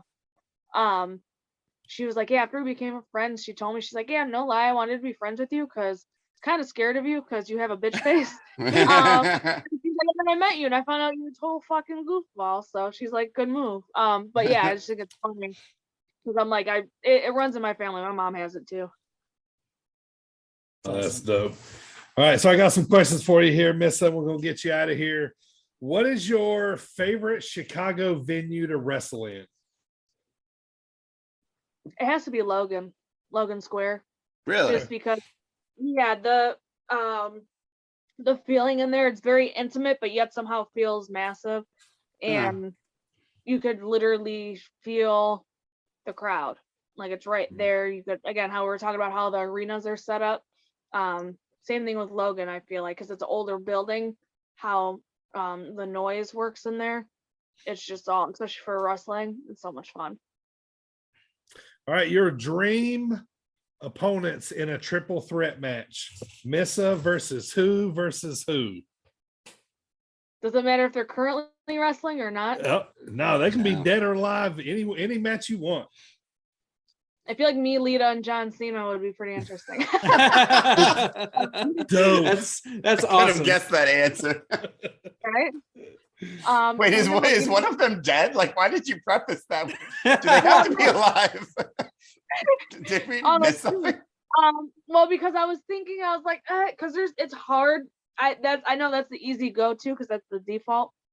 But no, I like Victoria. I like Chyna's not around anymore. Beth Phoenix, Eddie Guerrero, like there's a Stone Cold Rock. So I'm like, yeah, some are dead, some are alive, some are retired. But yeah, so there's just like, I don't know. It's hard. I want to wrestle everybody. Right. Were you a Stone Cold or a Rock kind of girl? Stone Cold. Yeah. Dope. Who's rung your bell? Who's hit you the hardest on the indies? Whether it be by accident or or just a stiff shot, like who's laid one in on you? You were like, fuck. So chopping wise, Natalia Markova. Okay. That does not surprise me. Makes sense. Yeah, I know. Yeah. It's a Russian. Her and I would always joke around. I'm like, yeah, because I got European roots, but I'm like, she's Russian. She got the accent, so I'm like, I can't. I'm third generation over here, but she's not. I've never been chopped harder by anyone, more than her, and like painfully. But and I usually can like take a lot, so I'm like, I don't. Again, tomboy, I did kickboxing and shit, so I'm like, kind of getting smacked around is not new to me. But as far as like maybe throwing hands, maybe Thunder Rosa. Yeah. I would say. Nice. Little stiffy stiff from Thunder, huh? Yeah. Yeah. What's been your worst injury so far in wrestling? Oh, good question. I had a concussion. Yeah. That took me out, and I didn't know I had one, which made it worse. So that's actually what prolonged it, and that's why I was out for a minute. And then so definitely like if this is where I'm like, oh, I constantly got to get better. So sure, wasn't listening to my body. I was like, oh, I could train and all this other crap. and yeah, it just made it worse. So concussions Right. are real to the brain. So on a non-show day, let's just say like a random Tuesday, what's a typical day look like for Missa? You get up out of bed and then what? Work out, train. It depends on the day. It depends on who I'm training. But like, say if I have nothing going on that day, again, it depends on the day of the week. But we'll say I'll wake up. I'll try to eat something, do some yoga, try to do some stuff for social media, try to do, answer emails, stuff like that. Yeah. Go to the You got gym. a fitness page too, right? For Instagram. Yeah, true. So I see that. Yeah, I'm trying to get better at it because I have clients. So when I'm not home, they have something to refer back to in case they're like, oh, how do you do this? And I have a YouTube channel, but my freaking thing keeps like, I don't know, my software, it keeps like shitting bricks. So like, yeah, it's fucking horrible. It's so annoying. So I keep trying to edit workout stuff on there, like little workout videos, but I haven't been successful yet. Or TikToks, that's like another thing. But sure. Yeah, so pretty much that. It's a lot of people get surprised how much social media is a part of wrestling. And that's probably what takes up most of my time. Sure. So.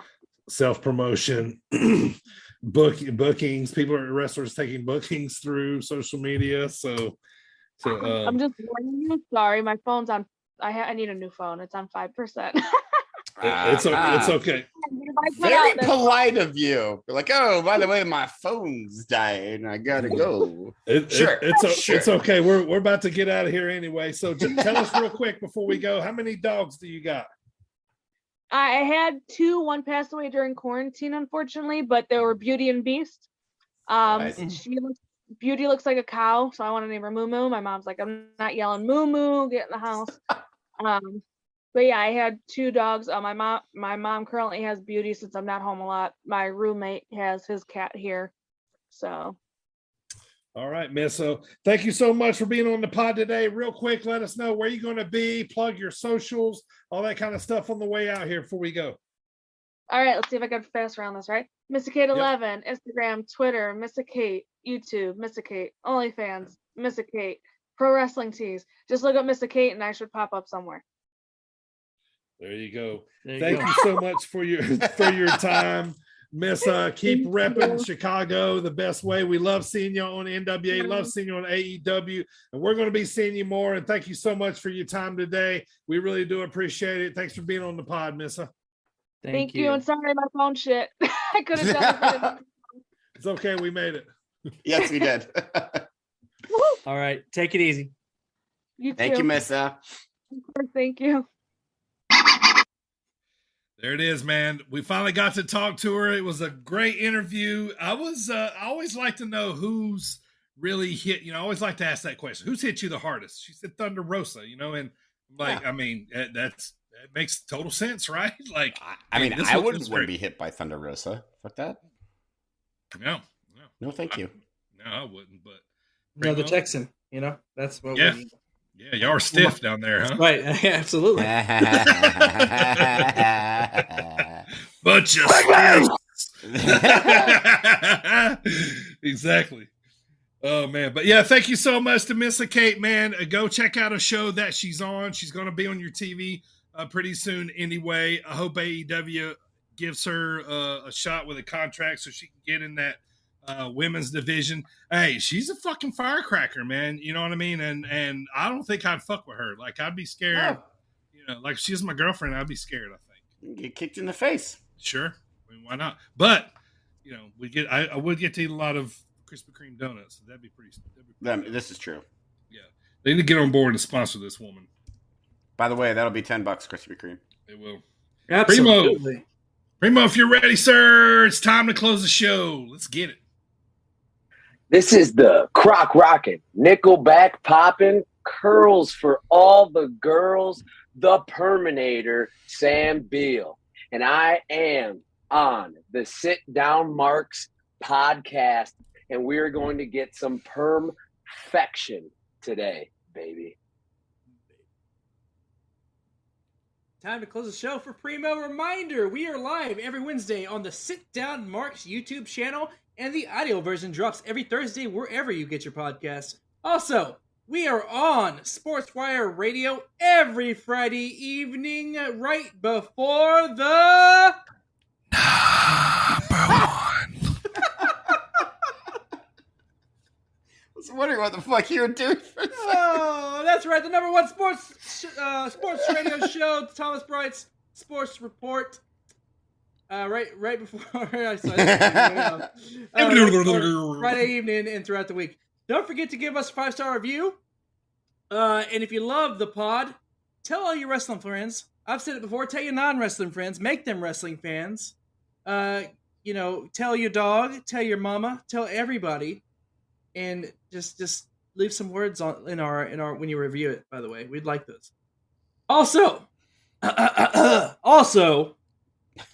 we have merch. That merch can be found at www.tpublic.com/stores/sitdownmarks. That's www.tpublic.com/STORESSITDOWNMARKS. I want to say this too. I got a 30% off code for anybody that the first person to text hit us up on our social media at Sit Down Marks on Twitter, DB_SitDownMarks on Instagram. The first person to text me, what's that code for TeePublic? I will send you a 30% off code and you can get a shirt right now, but you got to use it to buy a Sit Down Marks shirt. So yeah, first person gets it. Absolutely. Can't buy anyone else's merch for that. Can't buy anyone's stuff, no. 30% off. That's a good deal, too. That's almost 40% off, which is almost 50% off, which is basically half off. AJ, tell us what we're talking about next week, brother. Next week, we will be talking about our top 5 tag teams not named FTR. Shit. But anyways, in next week's Dropkick Discussion, also, we talk Impact Wrestling's Victory Road card coming up, and of course, what's going on in wrestling and TV and stuff. And most likely next week, DB will once again thrash me in another edition of Primo's Music Class. That's fair. It's most likely going to happen. We will see you all next week. Hey, and we all have our strengths. It's not music class for me. Like this is an accurate outro for the show. So yeah, thank you. Join us next week, and thank you for letting us speak into your ears. Boys, got anything else before we go home here? I feel like wrestling's in a little bit of a lull, like not drama wise, but wrestling, wise, I guess. I think the drama has put a little bit of a dampen on the business right now. I agree. And WWE's, I'm sorry, Roman Reigns is getting stale. He has all the belts. Bloodline has all the belts. They have 5 belts now. I mean, that's too many for 3 people. Technically, they have 7. Well, I mean, yeah, if you count, they have. I do mean, yeah. They have 5 titles. Right. That's true. Too much. Also, too much. I guess 6 if you count the title of the Bloodline. Let's see what you did there. You literal fuck. All right, keep spreading the good word of wrestling. AJ, take us home, brother. Brother. What do I say here? Brother. You have a choice now. Brother. You don't say brother. Thump me, brother. Grab them cakes, brother. Grab them brothers, cake. Oh, grab them cakes. Oh, that's all you do. Grab them cakes. And listen, I don't care what it takes.